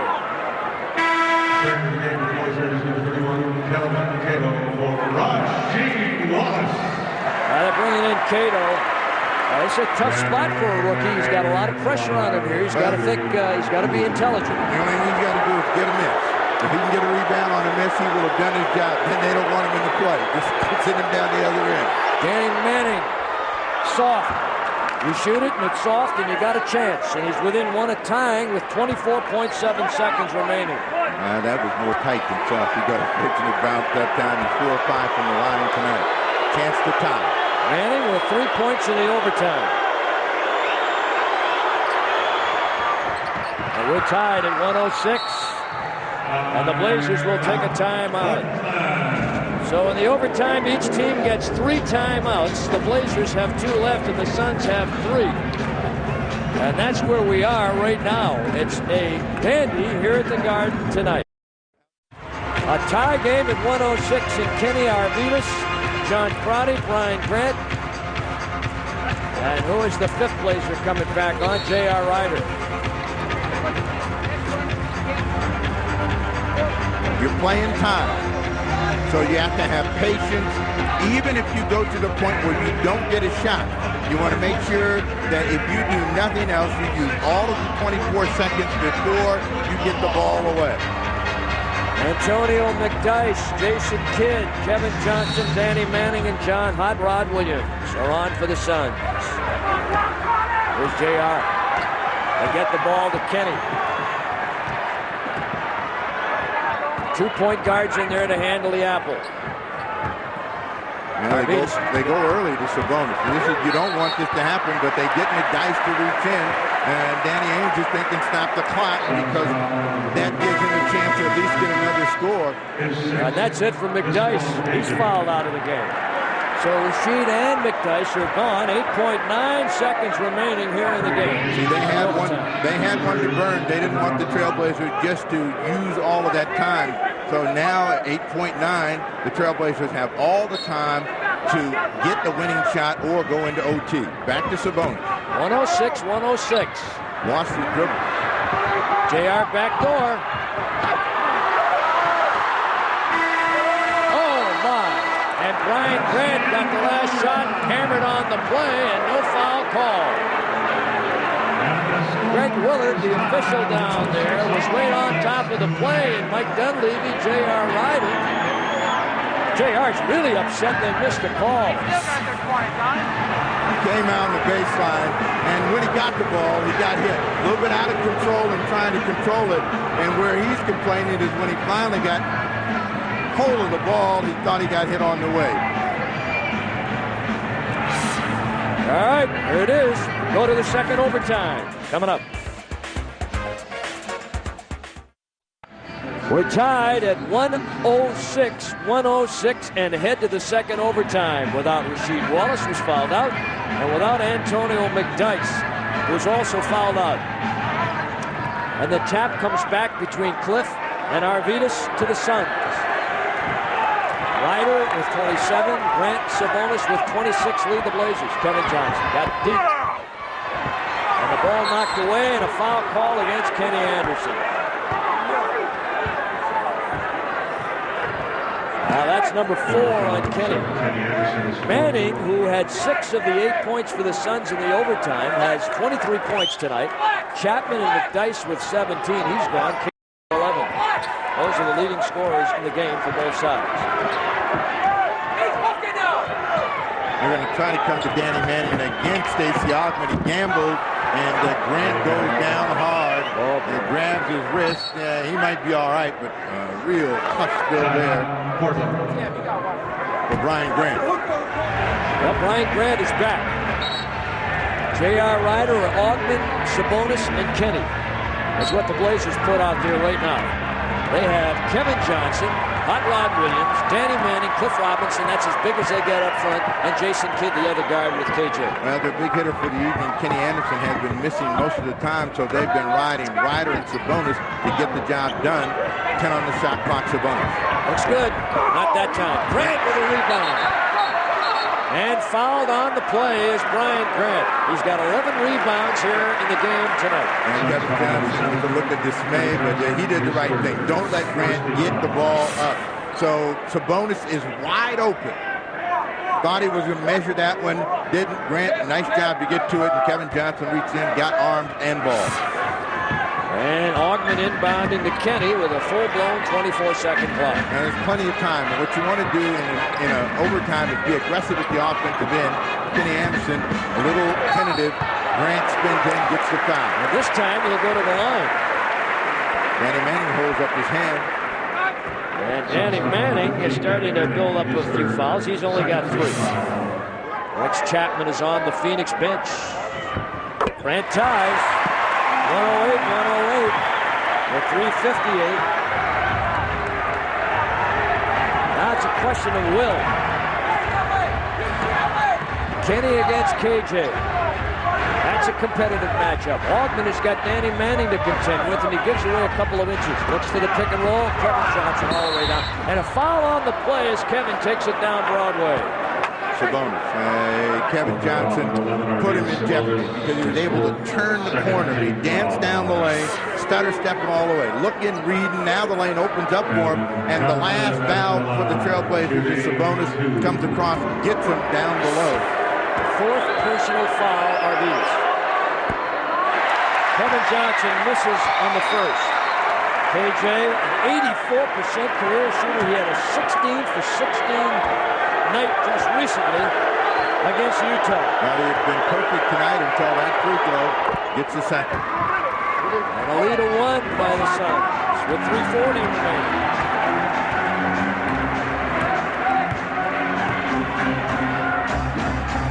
I always like to see overtimes played in a very quick and aggressive fashion, and teams generally slow it down. So one is fighting for position.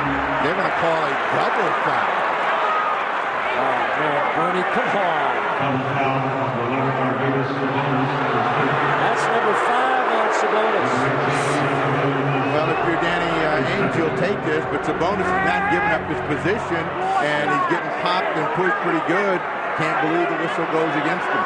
Double foul, first down Hot Rod. Each team with 2 team fouls.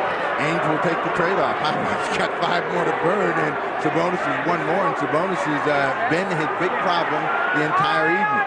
You don't shoot the penalty in the overtime until you're at the 4th team foul. Arvidas has to come out high and looks for Kenny. The Blazers down 1. We'll try and get it done right here. Right. Tough shot. Doesn't make a difference. The tougher, the better. He likes it tough. He's got 29. 110, 109. JR.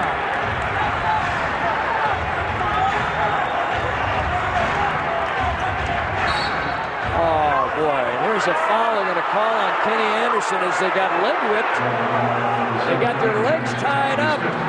You know, I heard a player from yesteryear, talking about the difference in the league these days not being as physical as it used to be. Well, the officials don't let it get that way anymore. Cutter screen. What Ogman's got to do is stay in front of Danny Manning. Don't gamble. Cook Robinson flips that one in, and that was a tough handle for him. He barely had control of the ball. Gets that one to go in. Comes on top by one. Looked like he was mashing grapes when he was coming down that lane that time. Took a few extra little toe steps. 111, 110. 2:34 to play in the second overtime. Trying to post Grant. May come back to Ryder. Tough shot. Man, it wasn't tough. And deflected by Williams into the hands of Manning. Boy, Williams has been good for them. Now they screen for Kevin Johnson. They're going to get another foul against Kenny Anderson. That is going to be it for Kenny Anderson. That's number 6 for Kenny. So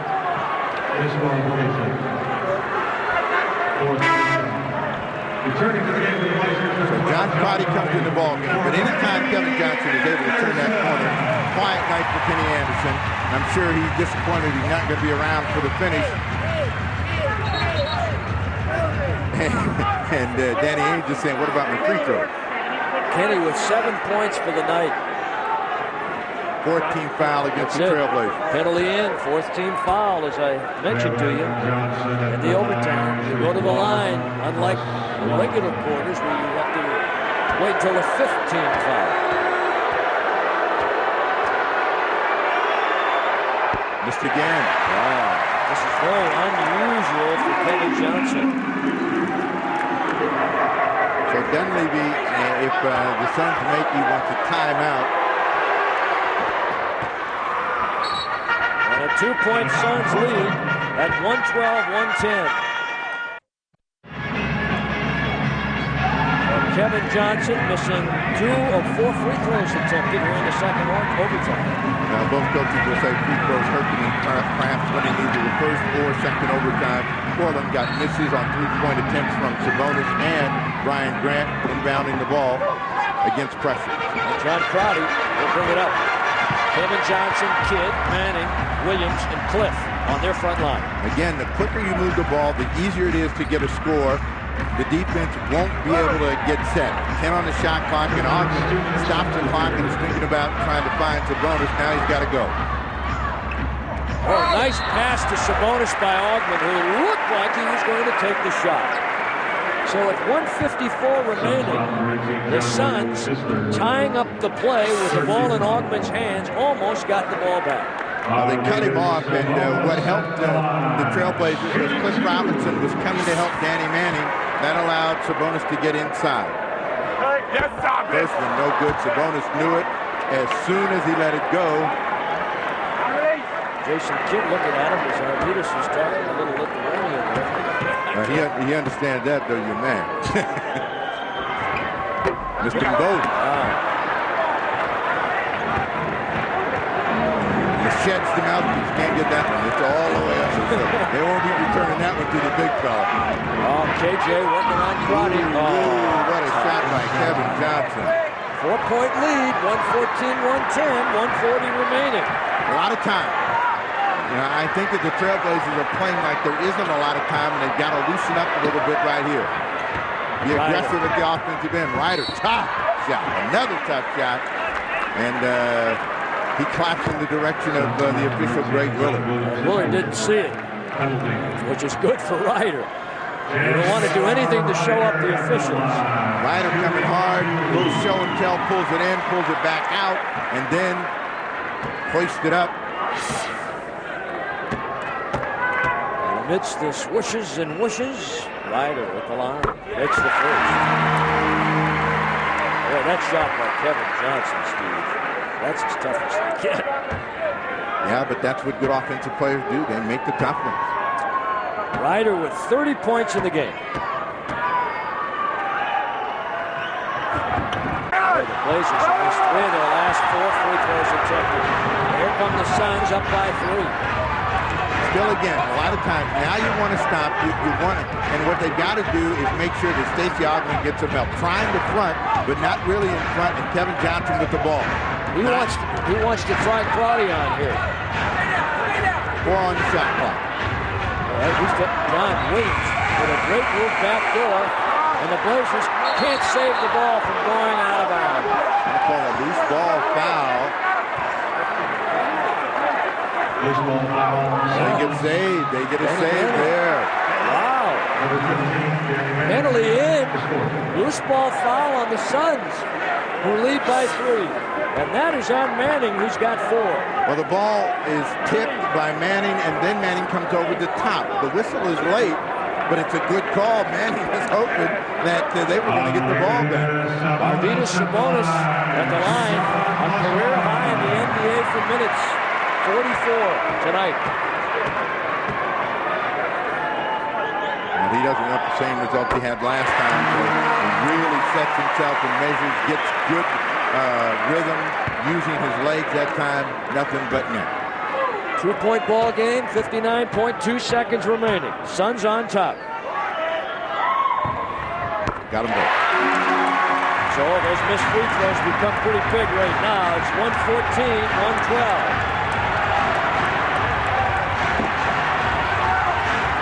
Plenty of time. 113. Again, plenty of time. The shot clock at 12:45 on the game clock. Wow, Manning had fallen down, and the ball just popped up to Stacey Augmon, and he couldn't control it. And the Suns, with 8 seconds remaining on the shot clock, will take the time out. There are 42.5 seconds remaining in the second overtime. Wallace fouls out of the game, but he had 45 minutes before he went down. As Kenny Anderson had a big game minutes-wise, 47 of them. There's a guy that loves his Blazers. Oh, yeah. I think Mike Dunleavy is thinking, one, this is a more important game. We win this game tonight. We take a lot of confidence down there. I can try to spot people minutes. The Golden State Warriors are struggling right now. Certainly they could have one of those bust-out games, but you take your chances with a team that's in turmoil and disarray, that they're not going to play a real hard, top-notch game for 48 minutes. You might be able to go down there and use your people correctly, still get a win. This is the game right now that Dunleavy wants. He's not going to worry about tomorrow until this one's over. Steve, a big turnaround by the Suns here from the second half on the boards. They were trailing the Blazers by 6 rebounds at the half, but they are now leading the Blazers by 2 on the boards for the game, and AT&T Wireless will tell us again in the overtime. The defense has got a little tighter, and the Blazers 36%, the Suns 45% from the floor. All right, Phoenix will get it with 8 seconds on the shot clock. Kidd looks for Chapman, who's in the game. Waiting to steal Crowdy, and foul back here by Danny Manning.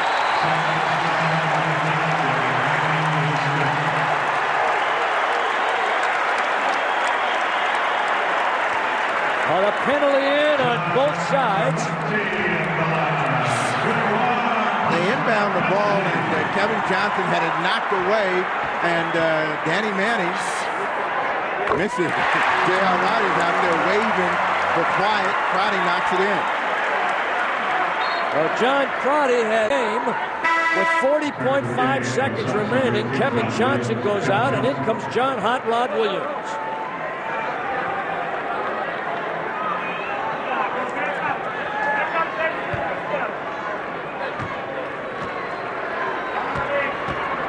John Crowdy, a perfect 15 for 15 from the foul line for the season, and he doesn't miss these 2. Now Crowdy and the Blazers with a 1-point lead and 40.5 seconds remaining in the second overtime.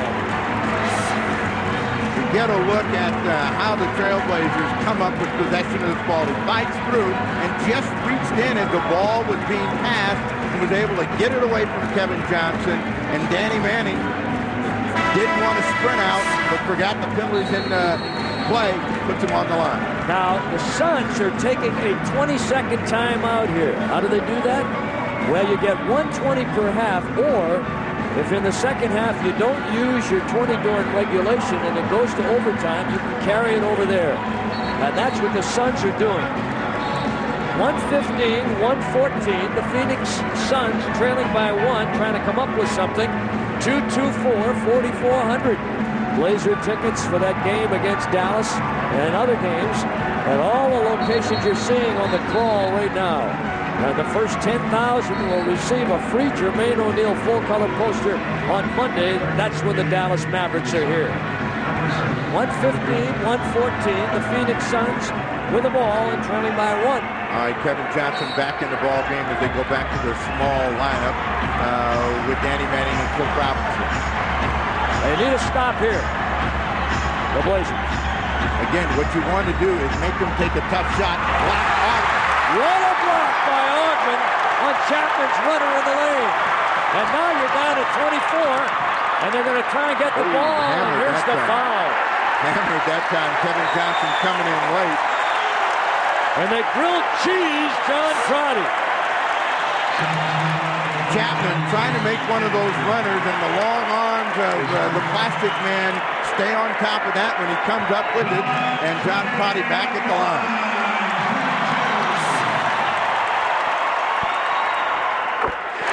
John Crotty paying dividends. Kevin Johnson down. What Danny Ainge is looking at is a timeout. A 2-point Blazer lead with 19.1 seconds remaining. And Crotty is perfect. 17 for 17 for the year and 4 for 4 from the line. 2-0. John Crotty. He's got 7 points in the game. You know, you make me want to shout. That's the cry here at the Garden. Rasheed Wallace was fouled out, giving a little charge to his guys. John Crotty, a consummate professional, getting an opportunity to play here and delivering.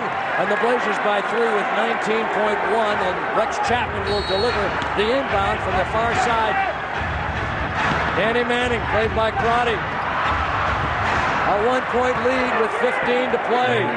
They did not want to give up a quick score like that. The pressure comes back to Portland. What they want to do is move the ball, get it out of the backcourt, Ryder holding, and they call a timeout. With 10.8 seconds remaining, Ryder kind of semi-hoping he was fouled because he wanted to go to the other end and put the lid on this one. With 10.8, the Blazers take a timeout. They are out of timeouts. Suns have 1 timeout remaining in the second overtime. Arvidas is playing with 5 fouls, Steve. Kenny and Rasheed are gone. For the Suns, they've lost McDyess. And Danny Manning is playing with 5 fouls. Nash comes in the game. They're going to come with some pressure. Danny Manning up. If you're Portland, you want to send somebody and leak them long.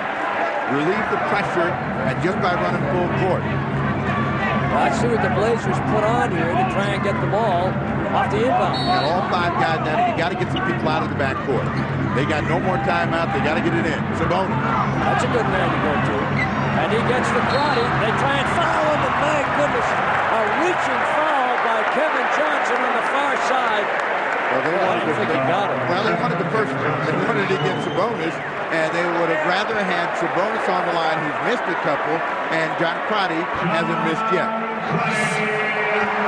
So they get the ball to Sabonis as we take a look back, and there's where Rex Chapman says he wanted to foul. Now Kevin Johnson has to come flying because Crotty's going to get it across the court and just try to stay away from everybody. 1 in. John Crotty has made the last 5 Blazer points. And it's 118 to 116, Portland.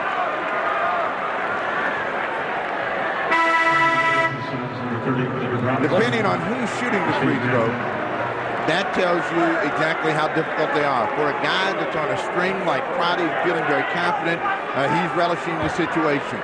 Ryder, who's made a lot of tough shots tonight, he may be the same. Sabonis, he's angry at himself. He might want to go back there one more time, but Crotty's getting it done for him. And John Crotty has made 6 straight free throws. And the Blazers have a 3-point lead, and the Suns will take their final timeout of the second overtime. Chapman, 7.1 seconds. The clock does not start till it touches the plane. There it is. Oh, look at this. And with 4 seconds remaining, Chapman has tied the game in the second overtime. Here's Augmon. They want to foul him. Ryder. Oh, my. With Vincent Askew in the game for the first time, we're going to a third overtime. What Chapman does better than probably any other player in the NBA is make off-balance shots from difficult positions from deep out on the floor. And I'm sure that the Suns see him do it in practice all the time. They were only thinking about one guy getting the shot away. Chapman did it. Sabonis. This is a part of the game that when you go to the third overtime, you don't think about being tight. You guys want to win now. Well, you know, again, it comes to a question of will. Ryder lets Kidd chase by, short on the three. Crotty wide open, doesn't take it. Roddy, who had 6 foul shots that he made in the overtime, the second overtime, to get the Blazers here. Again, the team that's the most aggressive usually gets the advantage in the OT. Grant inside. Nice move, Ryan Grant. He's got 30. That's a career high as a Blazer. 121-119, Grant. There's KJ. Kevin Johnson in the middle of the court. You got to make a decision. You cannot let him come to you, and Sabonis can't be fooling around after Hot Rod Williams. We'll show and tell, and he gets that one to go in. Did he lose that ball on the way up and then change? Or did he have that plan to tie for his 8th point of the game and 121-121? Hot Rod, all 6 points that he had before that in the 4th quarter. Roddy. Ryan Grant, how tough is he? 32 points for Grant and 13 rebounds, but all over the offensive boards. The Blazers as a team also on the offensive boards. How many times have the fans tonight headed for the exits and come back in? Chapman with the runner. This time going high is J.R. Ryder. And the clock is rolling along now with 3:20 to play. 3:20 right now in this third overtime. Pass and cut, try to make the game easy. They're going to double Sabonis, and out of it, you've got to find the open man. Grant coming to the rim again. He's got all 6 of the Blazer points in the overtime.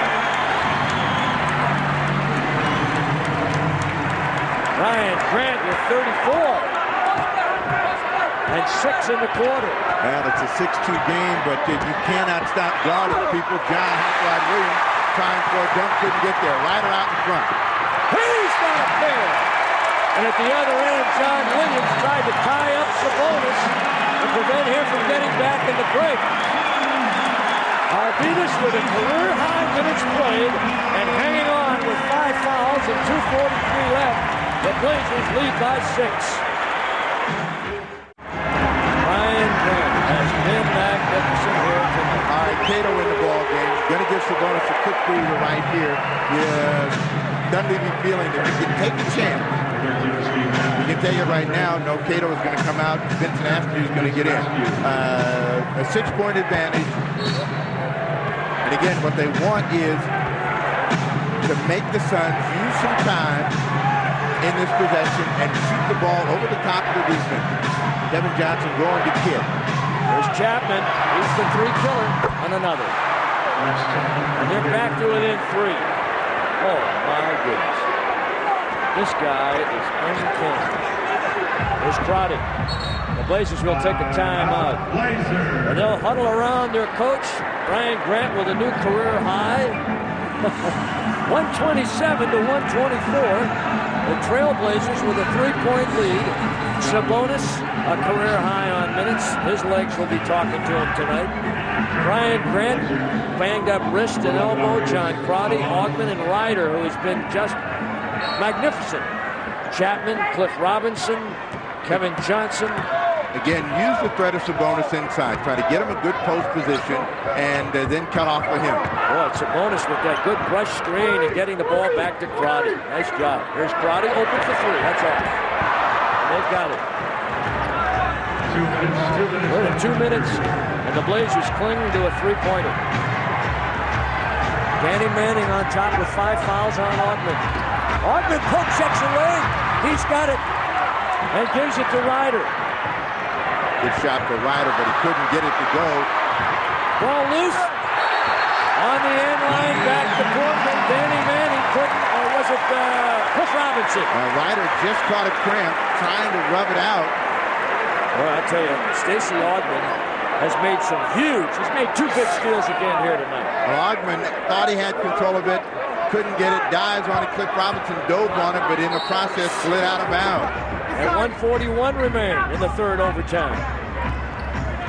1:41 in the third overtime. Now, Kevin Johnson knows that Crotty's not going to blow by him, so he's going to try to keep him in front of him. Ryder with a jumper. Sure. And Brian Grant with another rebound, number 14. Grant with 13 rebounds. Well, they come to Grant this time, inside out. Ryder look at a 3. A little early on that, maybe? He's wide open. It was a good shot. I mean, he might be a little tired now. As I said before, in his last shot, he got a cramp and his leg might be giving way. Cliff for 3. And that's what he did so often as a Blazer, and they have tied the score again. Cliff Robinson. Back-to-back threes by Rex and Cliff. And we're tied under a minute in the third overtime. The clear side for Ryder. Ryder on Rex. Bumped and bang, leaped and leaned, can't get it to go. Grant Sabonis! Arvydas Sabonis with 29 points as Brian Grant kept it alive. Well, Danny Ainge is telling his team to go. That means you got to get back and keep somebody in front of you. Kevin Johnson to the rim and a foul. Either Stacey Augmon or John Crotty. But the Trailblazers had a foul to give, so that's not going to hurt them. Yeah, they had a foul to give, and so did the Suns. You might keep that in mind. In case you're joining us a little bit later, weren't listening, we told you before, you don't shoot the penalty until the third or the fourth team foul in the overtime. And the Blazers had a foul to give, and the Suns still have one. Well, in the last 2 minutes of play, Eddie, so... no, they don't now. They call a timeout. Timeout. 32.5 seconds remaining in the third overtime. 129-127, the Portland Trailblazers. Blazers have no fouls to give. In the last 2 minutes of play. That's right. So the Suns will have 1 foul to give. What's important right now is that the Trailblazers make the shot come over the top of the defense. You've got Robinson, who hit a 3. You'd like him to be in a position to try to take a shot. Screen and 4, Rex Chapman, they get Danny Manning free. Nice play. See, that was sweet the way they ran that. We are tied, and the Blazers take a timeout. 27.8 seconds remaining. Got to call a masseuse and have them on the team playing tomorrow. These guys are going to need one. All right, Sabonis and Augmon and Crotty and JR and Brian Grant for the Blazers. John Williams, Jason Kidd, Danny Manning, Kevin Johnson, and Clifford Robinson. Number 1 priority inbound the ball. Grant is open. Timeout. Did they have one left? They had one left. Well, you got to work to get to the ball, and that time Crotty couldn't get there.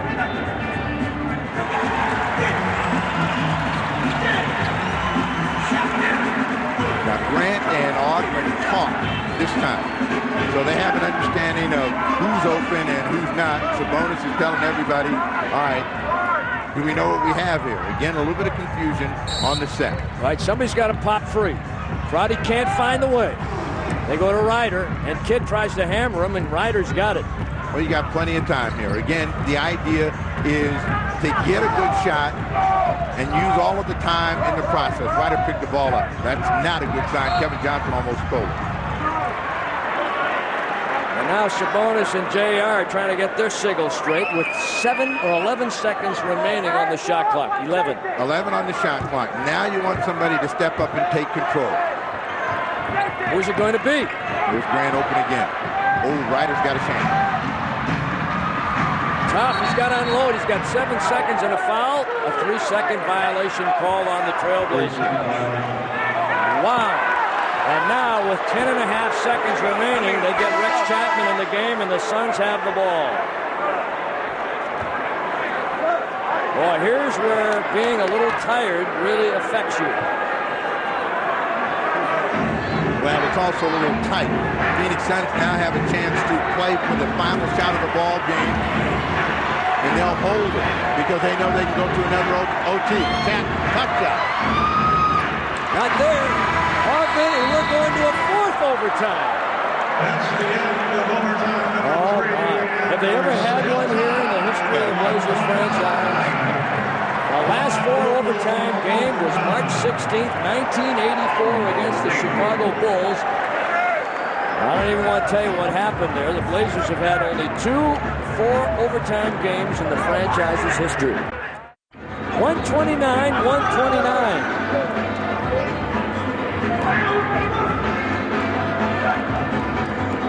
And a tired group of Blazers: Brian Grant, Stacey Augmon, John Crotty, Arvydas Sabonis. Oh man, I'm looking at Arvydas and I'm thinking, man, those wheels, they were ready for the Smithsonian. Well, one thing, Eddie, Sabonis is not complaining about playing time. He's out there, he's competing, he's having a good time. A little upset, about some of the things that have transpired, but I think that he's in much better shape than we think he is. Chapman for 3. Oh, that's tough. This guy is too much. Rex Chapman. 132-129. Again, you got to be aggressive in the overtime. Portland started out the third overtime that way, built the 6-point advantage. Don't become tentative. Stay in an attacking mentality. Take the first shot that's available and don't think that every shot has to tie the game up. Sabonis trying to keep it alive. He's got 5 fouls, remember, and he is fouled turning around and trying to take it to the rack. Here's where a guy like Rex Chapman has an advantage. He's had a little break, but Ryder's played a lot of minutes, and those legs start to go, and when you don't have the legs, you don't get the 3. Right now, Ryder is Portland's, deep threat, and since, late in the closing moments of that third overtime, he caught a cramp. He might be feeling a little bit, so what he's got to try to do is maybe attack a little bit more, try to drive the ball to the basket. Well, I'm sure that a lot of the folks who have left are thinking twice about having left this game because we're still going. And Arvydas makes 2 to make it a 1-point Phoenix lead. Arvydas, 55 minutes, firing away, surpasses his previous high on minutes. And that's it for him. Oh, I spoke too soon. 55 minutes, his previous career high was 41. He's done. Well, decision time here for Mike Dunleavy because, and again, this is what happens when you get a little tired. You stop moving your feet. You think you're going to reach. You're going to get away with something. And Sabonis fouls out with 31, and the crowd here are on their feet. That means the rookie, Kelvin Cato, will get the call. Kelvin Cato's coming in, and remember that Cato also has committed a few fouls. He's got 3. They tried to get Jason Kidd in, couldn't get him in time. But you got a 1-point game, 4 minutes to play, plenty of time. Going to Cliff Robinson. Block shot, Cato. Manning point blank puts it back. And it popped back to Danny Manning right there. Manning has been the saving grace in many situations for them in overtime and does it again. Gives them back a 3-point lead. He's got 31. There's JR. He's deep, and he's settling for the deep ball. And Augmon high, puts it up and overlays. Cato with the tip once and twice and tipped it in. 134-133, Kelvin Cato with 4 points tonight. Cato's got a live body, so, he's got a lot of jacked in those. He'll be up and down the entire 3 minutes that are left to play. Johnson splits the defense. Manning with 5 fouls, and that ball almost went down, and the Blazer just sent Danny Manning to the line. Kevin Johnson's penetration and activity with the ball is hurting the Trailblazer defense right now. This is where you're talking about fatigue, people not moving. You watch Crotty get squeezed off on a screen. Now the lane is open. Johnson just picks his spot, finds Danny Manning. Their lead is 1. Manning at the line. He's got 31.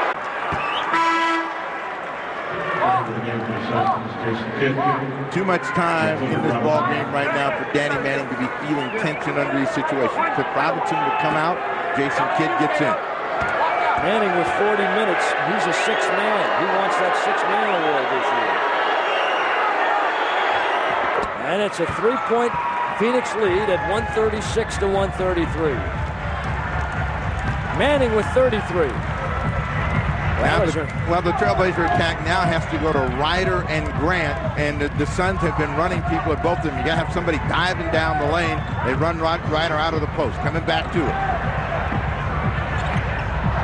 Gets his own miss. Not this time either. And tap to Cato. 2:53 to play in the fourth overtime. I kid you not. Now, the one thing you got to be is like Ryder. You got to believe you can make the next shot. They look off the defense. Grant can't control it, turns it over. Steal back. And Crotty deflected the outlet intended for a streaking kid who was by himself. Ryder is not going to give up on him. Just a little short. He's a little tired, and those are just not going in because he can't get the lift. But you can't stop shooting. 2:23 to play in the fourth overtime. 136 to 133. What a game. Chapman with JR defending. Here's Kidd. Nice pass. Again, the guy that's been hurting him is the one playing without the basketball, Danny Manning. 6 in the OT, and Dunleavy has to take a timeout. And a 5-point Suns lead with 2:05 remaining in the fourth overtime. Playing without 3 of their regulars, the Blazers trying to crawl back in it here.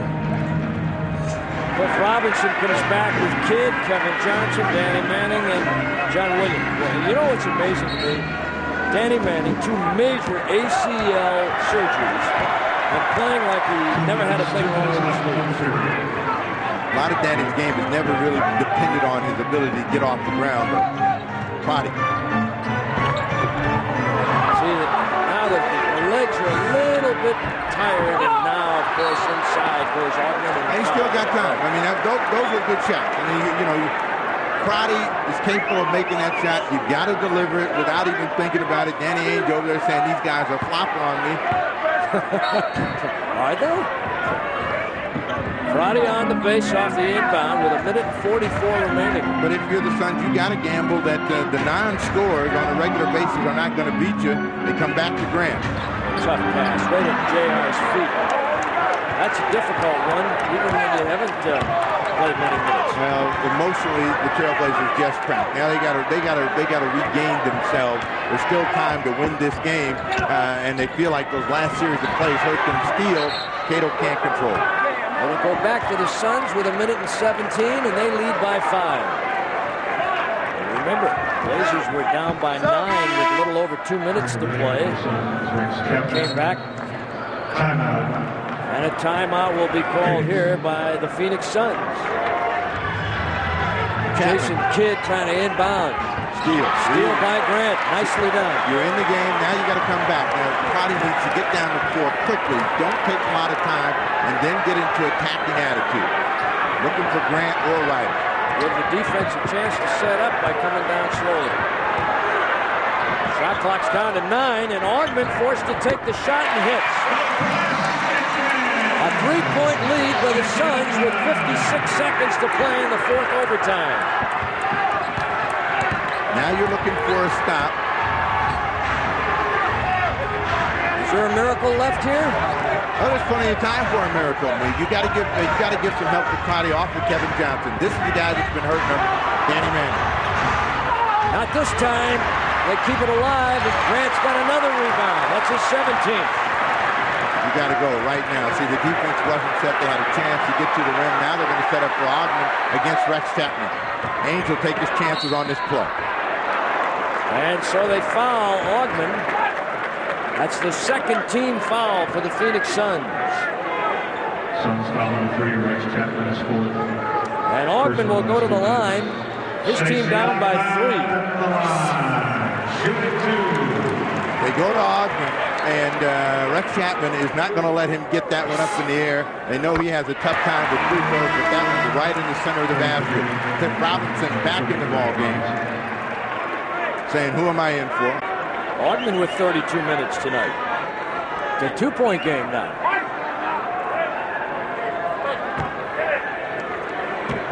Johnson and Chapman, Manning, Robinson, and John Williams for the Suns.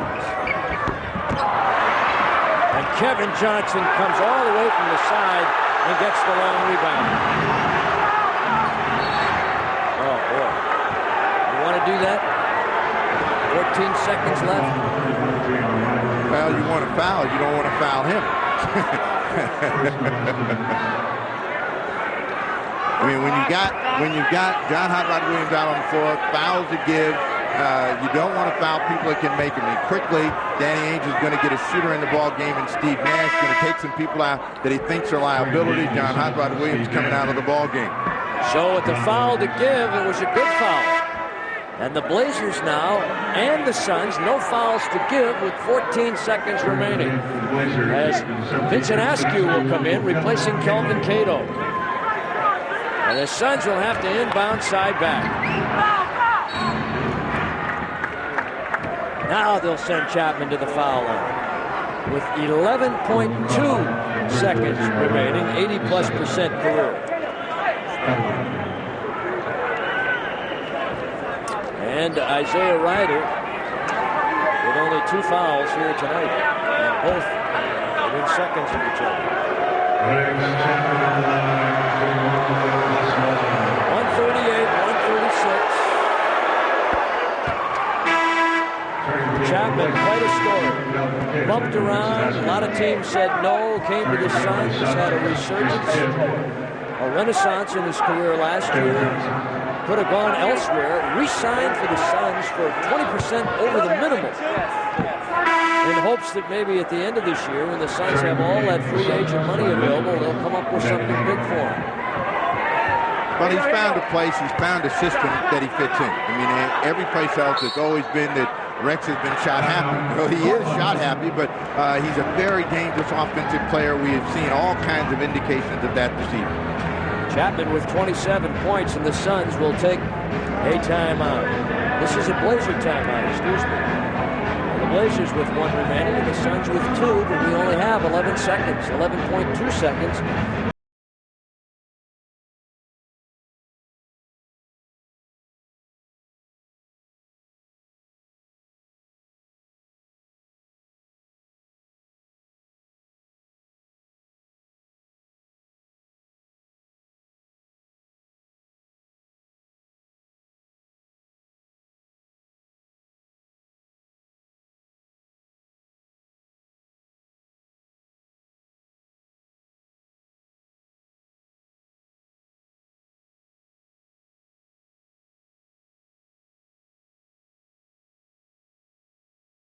Back in it and be able to steal some games elsewhere.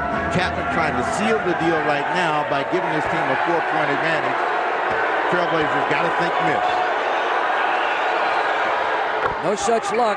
140 to 136. Blazers have got to get on the board. You take the first score, Crotty looking for 3. Not this time. And it's going to be Ryder with 4 seconds. Long and deep and good. And with 1.3 seconds remaining, can you foul? You can foul, but they didn't. They didn't get it. And the Blazers lose by 1 in 4 overtime. A 4-overtime thriller here at the Rose Garden.